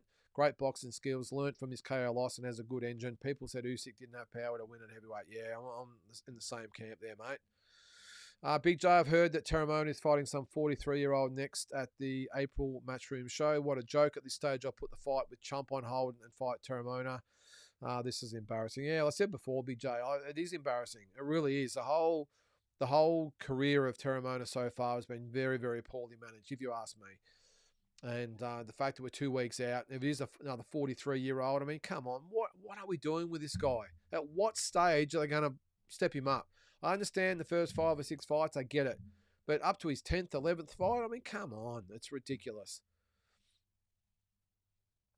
All right. Bradley Solitar, g'day, mate. Welcome to the show. He says, the Big J, you can be world class and not win a world championship. Hooney is world class, but he may not win a championship. Very well said there, Bradley. Yeah, no, I agree. Some very, very good fighters have never won world titles, although having said that, it's probably easier now than it has ever been with so many titles out there. But yeah, I think he's world class, and you're right, he may not win a championship, but it's not to say he's not world class. So very well said there, Bradley, and I agree. What's that? Explicit. I wasn't going to talk about it, but I want to know the viewership from Netflix. I don't know, Explicit. I haven't seen the actual numbers yet. If someone has, let me know. I'm sure it's in the chat there somewhere. But yeah, I don't know, mate. I didn't see it. Fredo, I honestly think Rolly and Ryan would beat Conor Ben today. If I'm Zuffa, are you wishing you didn't spend 15 million on that performance? Past it, Regis came walking in the ring with leg injuries. Yeah, he didn't look right, did he, Regis Prograis? No, I think they knew what they were getting, Frito. I don't think they would have been too stressed about yesterday's performance because I don't think he's ever really looked impressive, if you ask me. I mean, the Chris Eubank fight, I suppose he looked pretty good. Well, he did look good, didn't he? It was probably his career best win. Although the knockout of Algeria was good as well. No, I don't think they'd be not wishing they spent, or yeah, not wishing they hadn't have got him on board for 15 million, Frito. I've just got a feeling the $15 million, it just has to be that the $15 million fight is next. That's the only thing I can think of. Now, everyone's talking about was $15 million for this fight. I don't think so. I've just, call it gut feeling. I don't know, but I would have thought that Zuffa has signed Conor Ben for a $15 million fight that will be next, and that could be like the Garcia fight. But then how does that work with Golden Boy and everything else? Who knows? But so that fight, yeah, how does that fight happen? How it's got to be a Turkey Al Sheikh thing, doesn't it? And a ring fight, but Oscar's not really in bed with Turkey in the ring anymore, is he? So how does that fight actually happen? Just thinking out loud there. But I was just going to say, mate, I've got a feeling that the $15 million fight, let's just say it's the Garcia fight. Yesterday's fight, I reckon it was just them saying, well, let's just get him on this show, pay him whatever he normally gets for as a purse, an acceptable purse, put him on this one, but the $15 million fight will be next.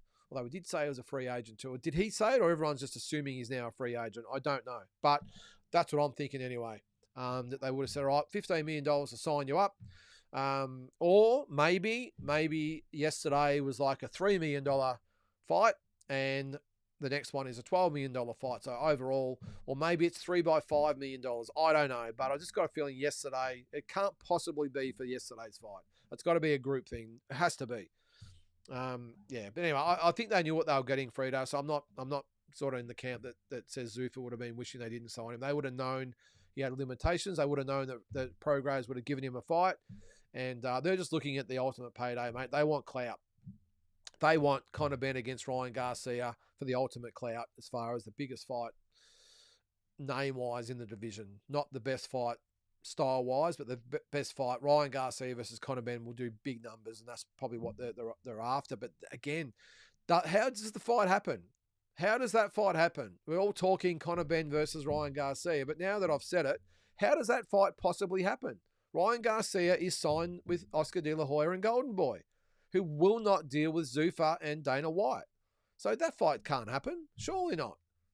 Unless Turkey Al Sheikh again comes and says, all right, boys, all right, I'll stump up.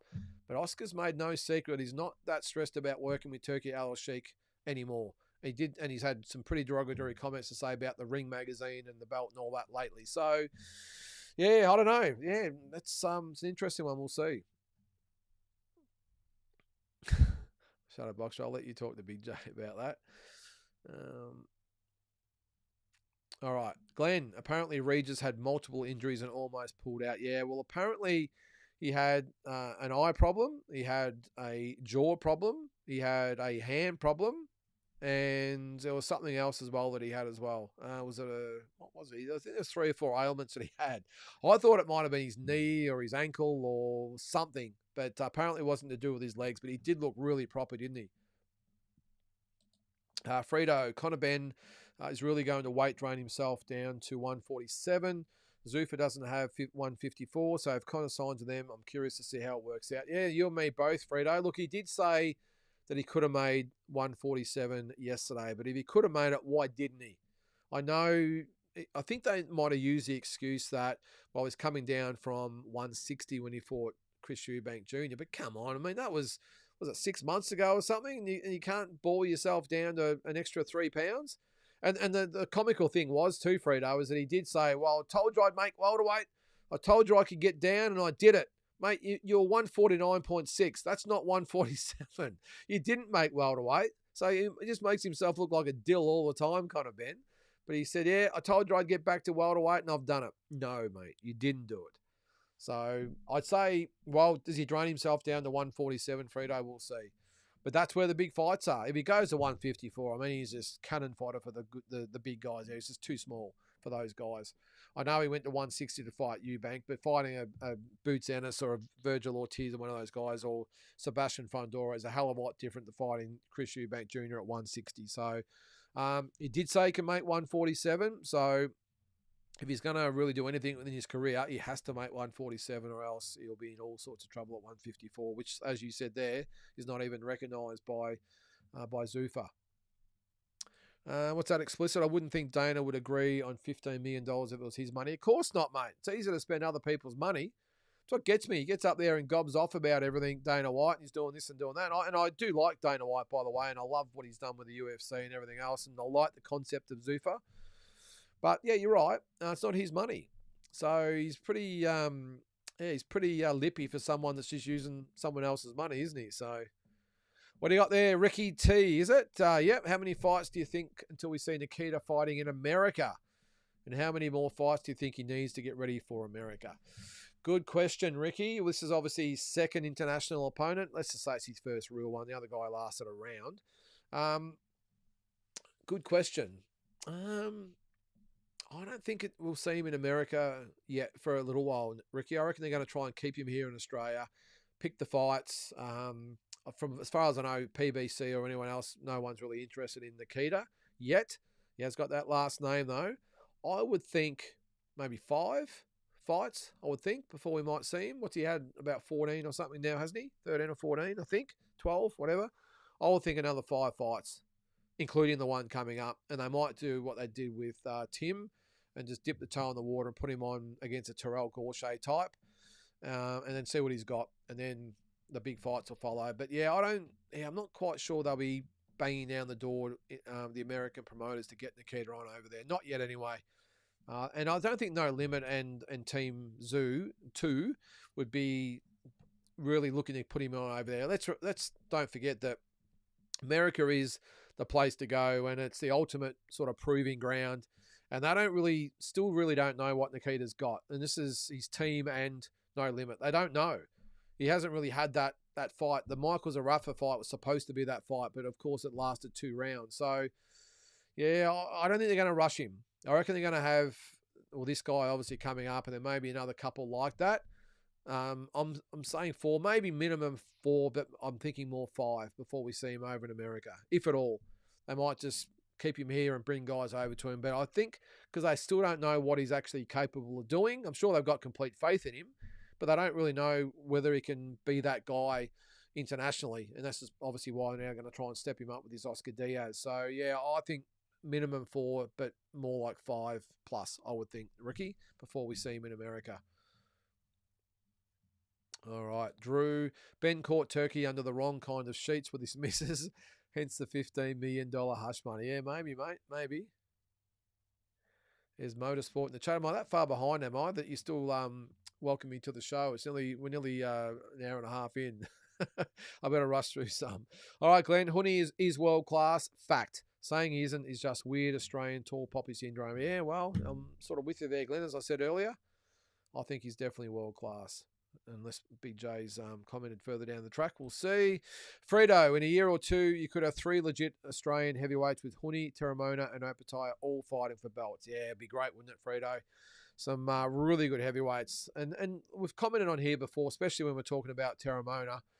The fighters in the division, just to here in Australia, was it Taliva fought the other night and knocked out Django? Why can't they look at guys like him?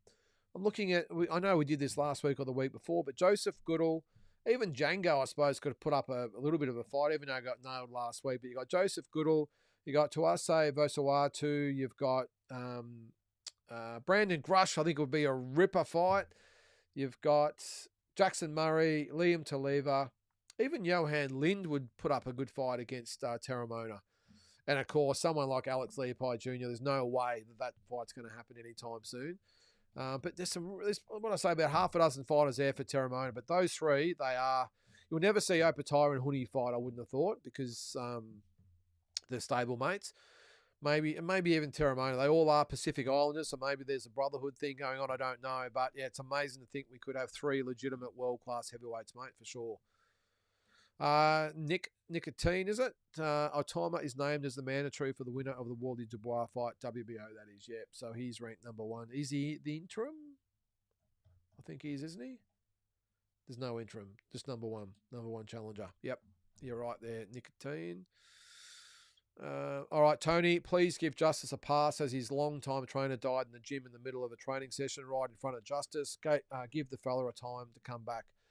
R.I.P. Keza. Yeah, good call, Tony. Very well said there, mate. Yep, very well said.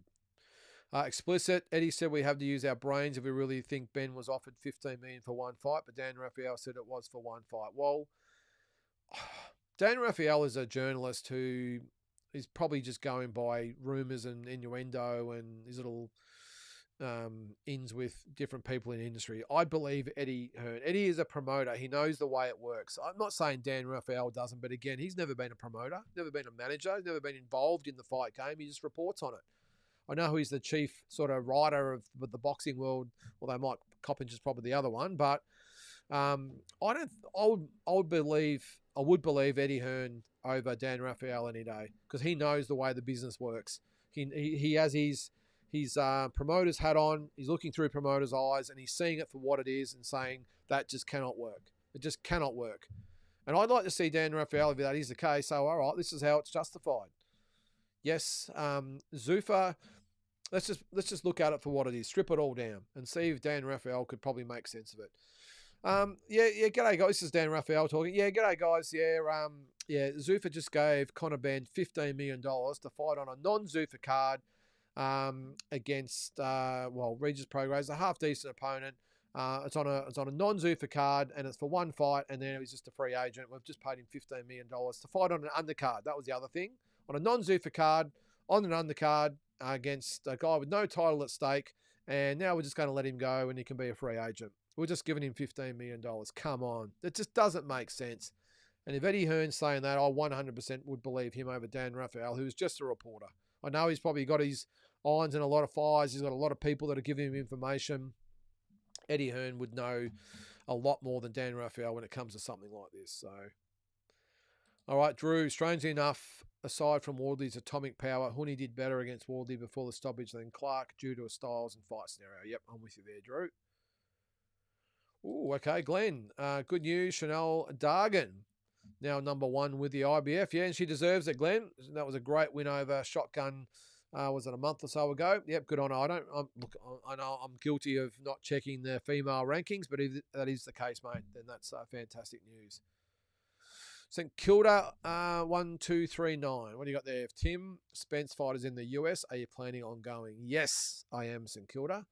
I am planning to go. I wasn't actually looking to get overseas this year. I've been, as you know, if you follow this channel for a while, I've been on an average of 3 times a year for the last 4 years. So it's at 12 trips. That's pushing the envelope with the misses and money and all that sort of time off work, all that sort of stuff. So I hadn't been planning on going, but I've got enough frequent flyer points sort of put away for at least for one trip, St Kilda. So I'm going to save it for this. If it's in Dallas or Las Vegas, then I'll be there, mate.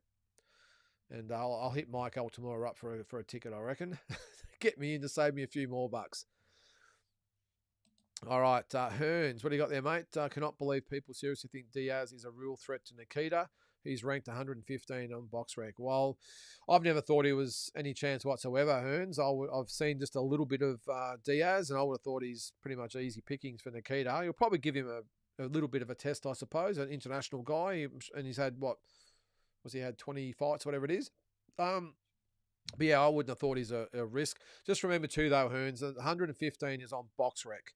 Okay, it's not a real ranking. I mean, some of the people that are on BoxRec, you've seen the pound for pound rankings. I mean, I'll see at one stage I think Sam Goodman was above Jai Patai. I mean, this is what I'm talking about. The algorithms just are all over the place. I think though, if I go to the 154 pound division, I've got a feeling he's ranked. He is number 15 with the WBO, and that's all that matters. Hearns is rankings. So I don't take into account the BoxRec. I don't count it at all. Unless it's the number 1 or 2, whatever in each division, you look at that. But yeah, I think it's just the algorithm, and he's fighting a world ranked guy. And that's all he can do. Oscar mentioned he was going to DC to speak against Ali Revivalak next week, but that was like 3 weeks ago. Okay, I didn't see that. I've sort of watched his videos recently, explicit, and yeah, I didn't see that. I did see that Ali's grandson, Alan, what's his name? Ali Walsh, whatever his name is. He did talk about it the other day, and is going to do his part as well. So, if in doubt, we'll just roll out the grandson of Muhammad Ali, and that'll solve things, won't it? All right, Tony. What's his clarification on rules, please? If you decide to turn your back to your opponent, and your opponent hits you clean on the back of the head, is that legal? No, it's not legal, Tony. If the fighter turns their back and walks away, it's really up to the referee to step in, and he would probably warn the fighter, or maybe even stop the fight sometimes if that is the case. But if the opponent, look, it's a bit different if they're in the middle of punching and the opponent, turns his back and gets hit. That's a little bit different. But if he turns his back and the opponent just goes bang, that's still illegal, mate. You can't do that. But normally, if you turn the back, if the referee's in the right position, which they should be, he would jump in. He would probably check to see what's happened, and he would either stop the fight or just say, "Come on, let's go." Or he might warn him, or he just say, "Come on, let's get back on with it." But it's not legal to hit him in the back of the head, mate. No. You remember when Sugar Ray Leonard fought Roberto Duran, and he did that. He walked away. Now, Leonard, if you remember, hit him to the body a couple of times, and because the referee was slow to get in there. And the referee was confused, and Duran sort of waving it off and saying no mass and all the rest of it. And the referee was just a bit confused. But that's the right way to do it, Tony, is to jump in and just what's going on. And then the fighter will either say, look, I've been hit low, or I've been hit here, or whatever, I've hurt my hand, whatever. And the referee will then make up his mind on what the next cause of action will be. You might just say, no, come on, let's go. And if you don't want to fight, I'm going to stop it. Or if or he might be injured, he'll assess him and whatever it might be. But you cannot hit anyone in the back of the head at any time, mate. No. Explicit, did you see David Hayes' scorecard? Is this for the Huni fight? I think, did he have it even? I think he had it. Did he have it a draw? I think he had it explicit. I can't remember. I know he had it even after 8 rounds. I can't remember, mate. But yeah, I did see it, but I'm pretty sure he had it a draw from memory. Fredo, Juan Francisco Estrada might be following Regis into retirement. Yeah, I did see that. Estrada retired on the stool before the 9th. Tension from the opening bell with speed and pressure. Didn't let him breathe. Domination. Yeah, I only saw highlights of it, Fredo. But yeah, it's a bit of a shame with Estrada. And don't forget, this is the tension that beat Jason Maloney, but was also knocked out in 1 round by Floyd Mayweather. So he's obviously improved a lot. So I'm sure Jason would be feeling a little bit better with being beaten by tension. But yeah, really good performance, Fredo, against Estrada. But again, I only saw the highlights. But just a shame that it's sort of come to that for Juan Francisco Estrada, who's been one of the greats in that division, hasn't he? Yeah, Glenn says, yep, Estrada is done. Great display from the Japanese fighter. He's very good. Yes, he is. Those Japanese fighters, speed, power, movement. Just good little fighters. All right. Ryan, ChatGPT has Joe Fraser by TKO before the 9th before yourself. It said you'll take points early as you were more technical. only to get KO'd before 9 rounds. Not bad. So I've gone 9 rounds with Joe Fraser. There you go. I did say George Foreman, but that's cool. I went 9 rounds with Joe Fraser. There you go. Did it say I got KO'd? All right. I thought you might have said I retired on my stool, but anyway, that's not bad. I'll take that, Ryan. All right, Frito. Side note: how do you see Floyd Pac-Man saga playing out? If Floyd signed the contract for a real fight and already took the cash advance, he has to fight Manny, doesn't he? Yeah, it's an interesting one. This one.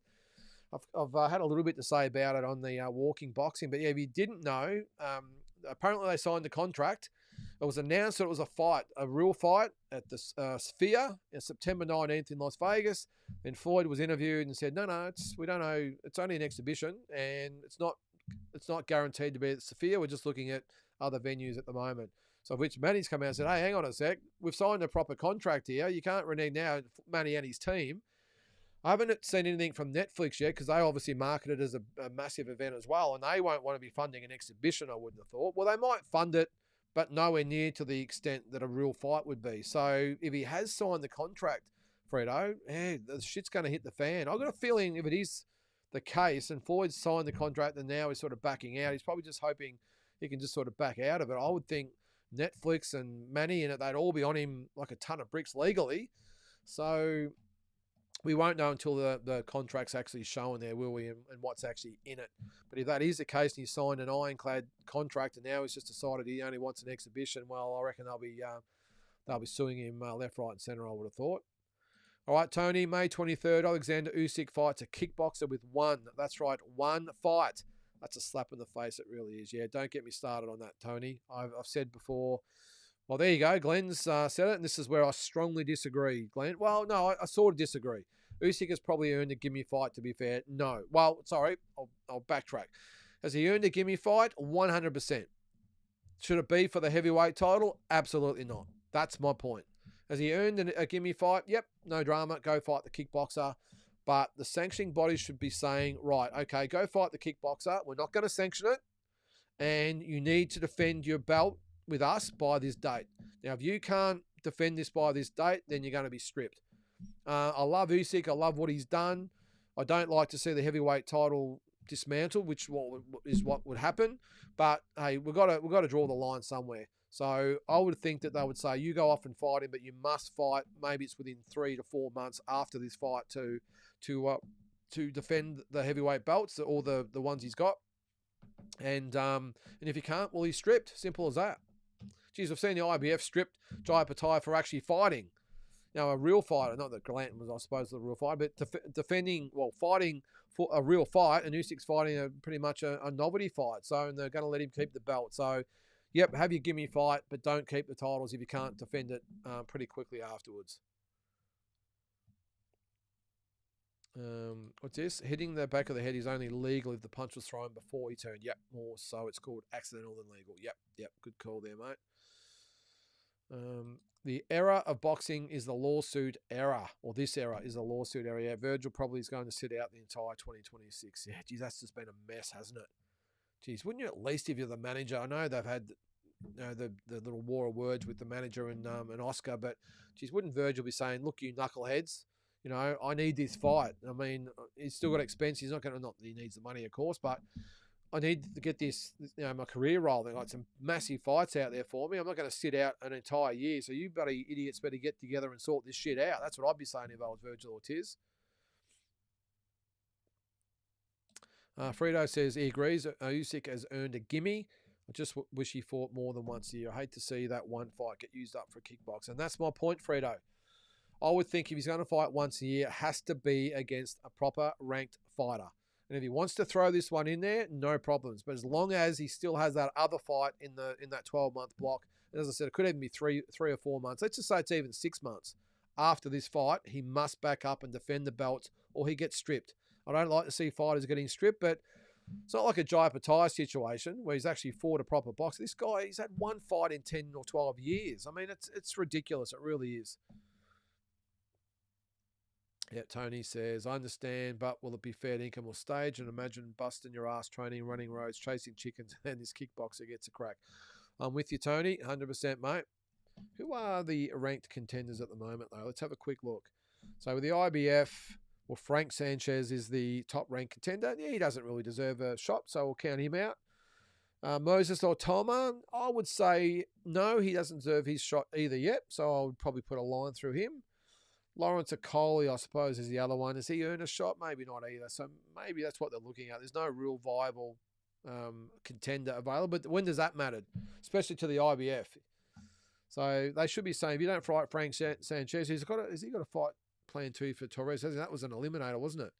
So the winner of that should be fighting Alexander Usyk next, I would think. But anyway, I'm with you there, Tony.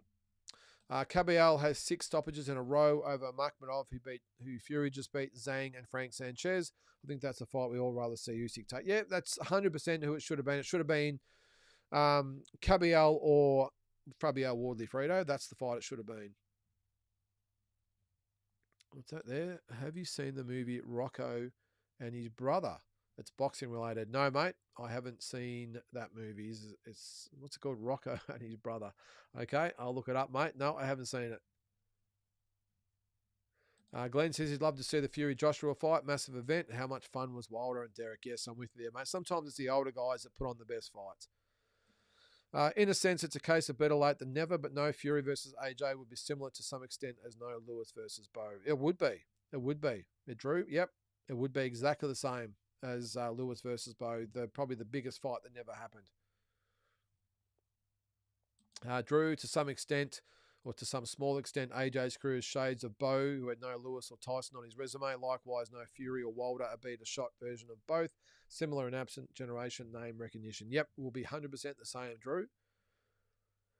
Who's that? Ali. Saw a podcast earlier today where Billy Dibb stated the reason that Turkey's not a fan of Tim is because No Limit stood him up for a scheduled meeting. Do you think this would be true? Ludicrous. I did see that interview, Ali, and I did see the comment that he made. Yeah, apparently that there was a meeting scheduled with No Limit and Turkey Al Sheikh, and they didn't turn up.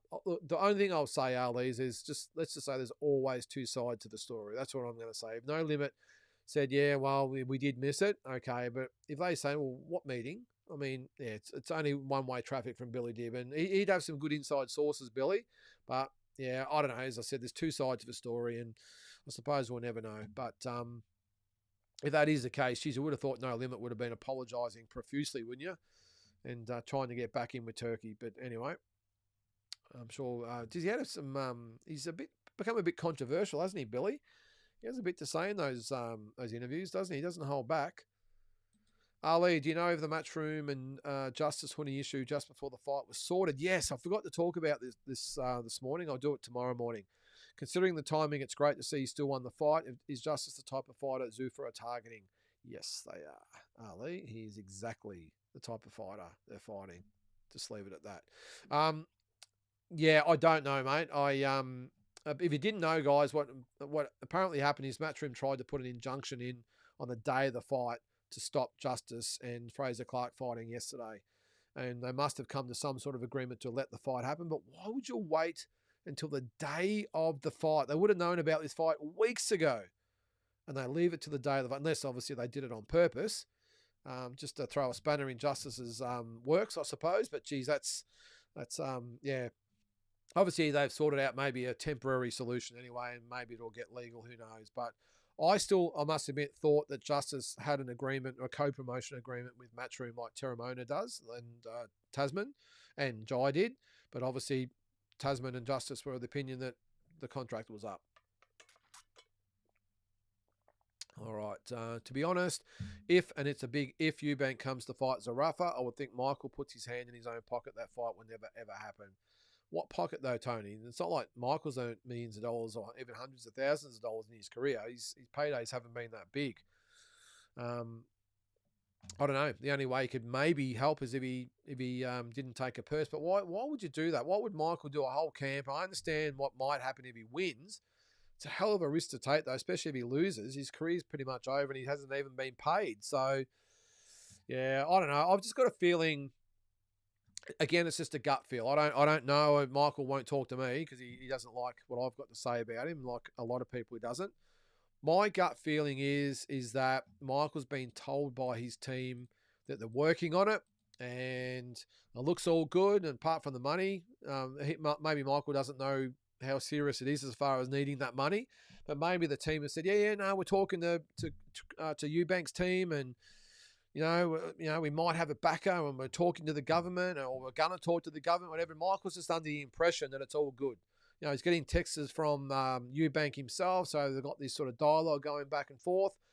And maybe he's just been told that they're either going to have a meeting with the government, and they might have funding from a private investor, and Michael's just sort of running with it. Or maybe that these team thinks it's a done deal and it's not, and they're telling Michael that, oh, no, mate, looks pretty good. We're looking ready to go. And Michael's under the impression that it is a goer and they just need to get the money signed off on. I just got a feeling Michael doesn't know the complexities that are involved in this, as I explained earlier. It's not an easy process. The government won't give up money easily, especially to an event like boxing. Now, it's a different thing if Tim Zhu comes to town, or the Cambosis Haney fight was here. It was massive. They really got behind that because they could see the global reach of it and what it meant. Because the Rafa Eubank fight means zero to the Victorian government, which is why I don't think it'll happen. But I don't think Michael completely understands. He might just think, oh, well, you just go and apply for some money and they give you some money and, it's all good. It's going to happen. I don't think Michael understands, or maybe his team doesn't understand exactly what's involved. And it's not an easy process because they hate boxing. They would have done the Cambosis Haney thing because of as I said, they would have seen the extent of it and the massive event that it was. This is not a big event, so I'd be staggered if they put up the money. And even with the Horns, the Rafa fight, it was putting money into the country areas, the regional centres, which they had a separate sort of fund for. If this is in Melbourne, why is the Victorian government going to give up money to this, which is a nothing event, big to maybe 3,000-4,000 people, whatever it might be, when they're putting all this money into the Grand Prix and the AFL Grand Final and the Melbourne Cup and the Australian Open? That's where all the money goes. So, and I would think, considering how much debt Victoria is in at the moment, that the purse strings would be even tighter. So that's why I don't think it happens. And interstate, why? Could you see New South Wales or Queensland or Western Australia, South Australia, whoever, Tasmania, can you see any of them seeing any benefit of Michael Zarafa fighting Chris Eubank Jr. in one of the cities in those states? No. They just wouldn't see it. So that's why I think it's pie in the sky stuff. But anyway. Tony asked Robert Walls about Carrara. He had a fair dinkum marketing nightmare in the day. Yeah. When the Brisbane Bears were based on the Gold Coast, if that makes sense, at Carrara, and they had the old portables for the dressing rooms and offices and stuff. Yeah, not good. Yep, Jason doesn't think Zarafa and Eubank will ever touch gloves. I'm with you there. Well, Mr. Gentleman says, why do we keep giving the narcissistic fool any airtime? Well, that's why it's called talking boxing, mate. If people bring it up, then we'll talk about it. All right, Ali, the power of Turkey, took Eddie's fighter by paying him way overs and had him sit front row being filmed watching his ex-fighter in a co-main event. He did. A flex by Turkey stating he runs the game. Yeah, maybe. Yeah, Jai is not number one, Sean. He is number 3, I think. Did we say 3 or 4? I think, where was it? Cruiserweight. What did you say? WBA, didn't you? No, he's not ranked with the WBA, mate. Not that I see. And I did see something the other day by Tasman. Actually put something out. Someone sent it to me as well. It's a good call. So he's ranked with the WBC and IBF, but he's not ranked. Hang on, when was the WBA rankings updated? April 1st. What's that, a week ago or 2 weeks ago? Yeah, I don't know, but I did see Tasman Fighters slide or whatever picture, whatever has come out, Sean. So maybe it is the case, but he's not on there at the moment.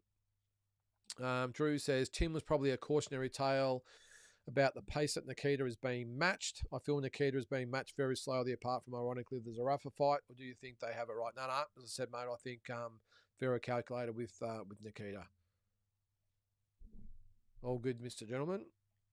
All right. Big J, yep, you're correct. Mundine John Wayne Parr was supposed to be at Seabus Stadium. It was moved due to the bushfires, but it was really due to poor ticket sales. I heard it was due to very poor ticket sales, Big J. And yes, John Wayne Parr was a legend. Big J, I don't think the AFL stadium will work for the Zoo fight. Haney and Cambosis was a nightmare. Unless you're on the field, you won't see anything. You wouldn't even see it if you're on the field, Big J. You're a long way from the action. C-bus is better. Seating surrounding the field a lot better. Okay, yeah, well, maybe that's the case. Yeah, you are right about AFL stadiums. They are no good for fights. Yeah, the ovals are just way too big, and you're so far from the action. I mean, they're even talking about with the this NFL game at the end of the year, is it, or September, is it? That it's a small field, the NFL field, and I reckon they'll be, the people that will sort of back from the field a little bit will sort of have to have the binoculars out to sort of see the game. So 100,000 people, I reckon they're going to get to that, with a couple of 100,000 on the waiting list. That is massive. That's how the Victorian government spend the money, by the way. So good luck getting Zarafa versus Eubank Jr. when they've got all this money in something that actually gets results like the NFL. That's going to be a massive cash influx into Victoria. That's probably going to invest a couple of $100 million into Victoria, I would think. It's a massive get by the Victorian government. So that's one thing I will give them full credit for.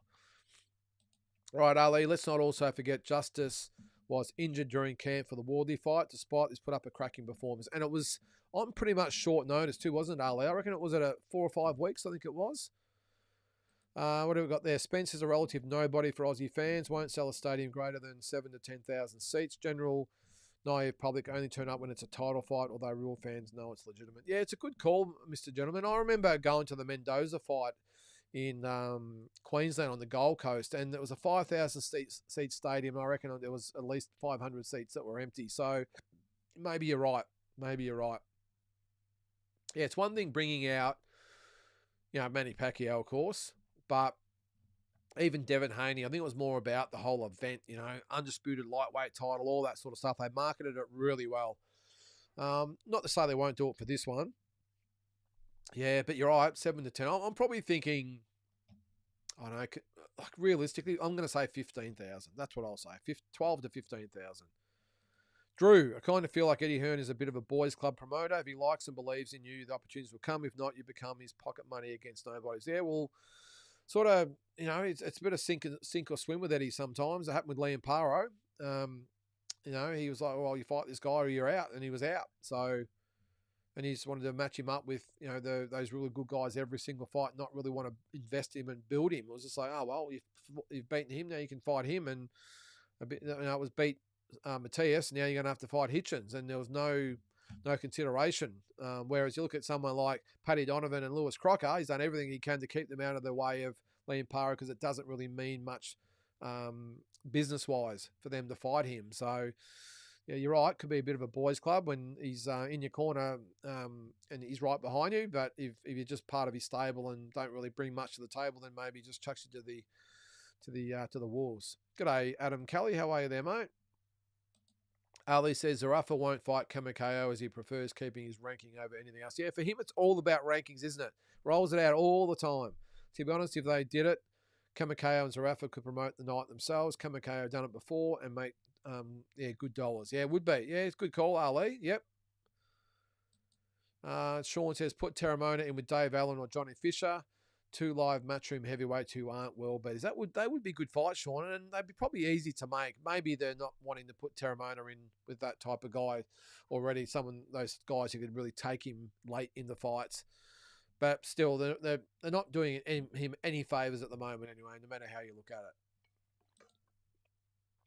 When Dana said Judge Zufar by the end of the year, I felt it was more of a vote of no confidence disguised as a statement of hopeful confidence. Yeah, maybe, Drew.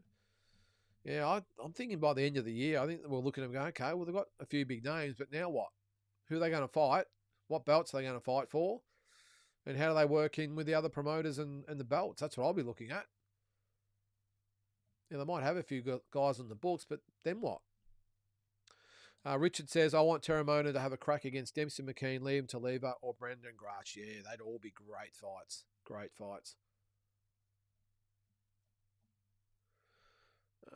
Ali says he agrees with Richard. Following this, would be good to see Terramona against a Piccoli or a world name who was probably on the way down, which provides him an international platform. Yep, I agree there, mate. Got to do something with him, surely. Drew, if I had a top 3 list of fighters I'm most excited to see how their careers ascend. I would say Benavides. This is David Benavides, Shakur Stevenson, and Moses Otama. What about you? Any fighters? The ascension. Moses Otama would definitely be one. Jai's another one. And not just saying that because I'm an Aussie. Jai Pataya, I'm really keen to see what happens next as far as what happens in his division, but also when he goes to heavyweight. Who else we got there? Light heavies, super middleweights, nothing there. Just trying to have a quick look through the. Not really anything at middleweight. Not really, is there? Not really, Drew. There's not really anyone I can sort of think of. Yeah, Otama's one. Jai's another one.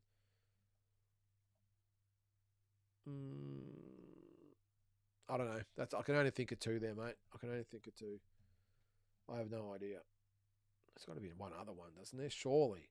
Maybe I would say down at David Benavides as well. And hopefully it all ends towards Jai Pataya. What's this? Rumours of this is sweet as rumours of Paro Crocker world title fight on the same card as Zoo versus Spence in July. No limit supercard on the Gold Coast. Yeah, look, hey, it makes perfect sense, sweet as, and you know it would be a great card. But just where's the money coming from? We've just talked before about how hard it is to get the money for Zoo versus Spence, let alone Paro versus Crocker. There's no way Eddie Hearn's going to let Crocker come over here and fight for peanuts. Paro's not going to want to fight for peanuts either. Their world title fight should be probably $500,000 each. So, man, where's the money come from? Yeah, it makes perfect sense, sweet as, but on the same time, it doesn't make sense. Yeah, Daniel, thoughts on possible Ryan Garcia, Conor Benn? I hope with all my heart, Daniel, that Ryan Garcia irons Conor Benn out. But on the flip side, I'm just worried that the Ryan Garcia that fought Rolly Romero turns up and Conor Benn out hustles him. Oh my God, I couldn't hack that. This guy with a world title belt. Paradise Within. How are you there, mate? Paro is far more skilled than Ben, but I do feel Ben could give him issues with his strength. Yep, that's what I thought too there, mate. What's that there? I saw a half tennis ball covering a tow ball and a Land Cruiser. Reminded me of Conor Benn and that stupid haircut. Drew, interesting you mentioned Ben's legs being so wide apart. Adrian Broner had the same issue as pointed out by Teddy Atlas, and it used to take leverage off his punches and made him an easier target. Yeah, good call there, Drew. Yeah, it's basic footwork. I would have thought someone at that level, you would work on his footwork. Because, as I said, if he reaches out and gets caught in, like, you know, if the opponent and the good opponents will make him pay with this, they sort of get out of range or go around a different angle. He just gets stuck in no man's land. He's pretty much anchored on the spot. And he's just an easy target. So I'm surprised with all his years of boxing. I know his dad was a little bit the same, but why they wouldn't have picked him up on it. What's that, Dan? What was your amateur boxing record? Do you ever suffer a knockout? If so, how badly does this set a fighter back? Well, in the amateurs, it doesn't set you back at all, mate. You just go to the next tournament.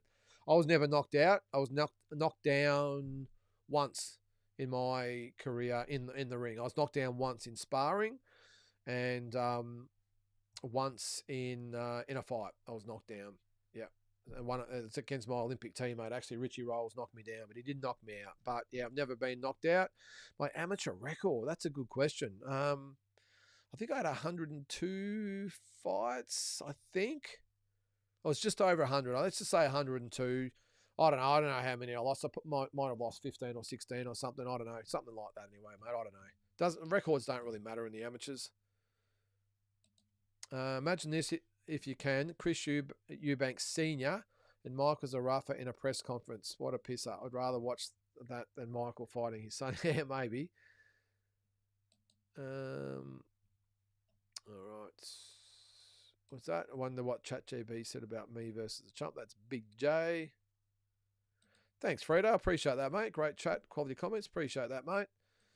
Ali, Eubanks Zarafa seems more plausible on a boxer BBC fight night. Boxer is struggling for fighters and needs shows per their BBC deal. This works for Eubank as it is on BBC National Exposure. That's what I thought too, Ali. I would think Boxer will 100% be involved. There's no doubt about that. But I'm really intrigued because Michael said there was an Australian promoter as well. The big promoters like, well, Matchroom aren't going to work with Boxer. Especially with Eubank after Eubank called him a scumbag. Of course, Queensberry aren't here. Sorry, Australian promoter. Sorry, of course, No Limit aren't going to work with him. They've parted ways. Who else is there? There's Tasman. They're not going to work with Zarafa. What do they get out of that fight? I just can't see any of the bigger promoters working with him. Maybe Sam LeBruna won't if it's in Melbourne. He's obviously had issues with Zarafa as well. Don't know who it's going to be. Unless it's a smaller promoter, I don't know. But again, just cannot see how it works. All right, I think I've got to the end here. How good a timing is that? Another reason the George versus Haney fight was so big was George knew all the Greeks would get behind it. Second biggest Greek population in Victoria. Very, very good call, Shadow Boxer. I remember on the day, and I wasn't at the first one. I was at the second one, which was a lot smaller. That was at the tennis centre. I think there was 8,000 or 8 or 9,000 there that day. Still a really good crowd, but there was a shitload of Greeks there. And I think the first fight at the Marvel Stadium, it was a heap of Greeks there, and he really played it up well, didn't he?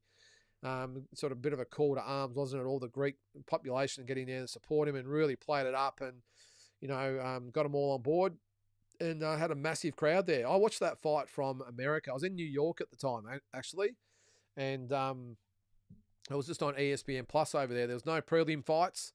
It was just straight into... You could sort of see Jason Maloney fighting in the background because he was the main support, but they just had the commentators at ringside. You could sort of see him fighting, and they just went straight to that fight. And I think it was late. That's why they didn't show Jason's fight, but they were very late getting to it because there was a baseball game or something on. I don't know, but it was just on ESPN Plus over there, free TV. No, it wasn't free. You had to have a subscription, but it was piss all. So it was a bit like having Stan or something like that.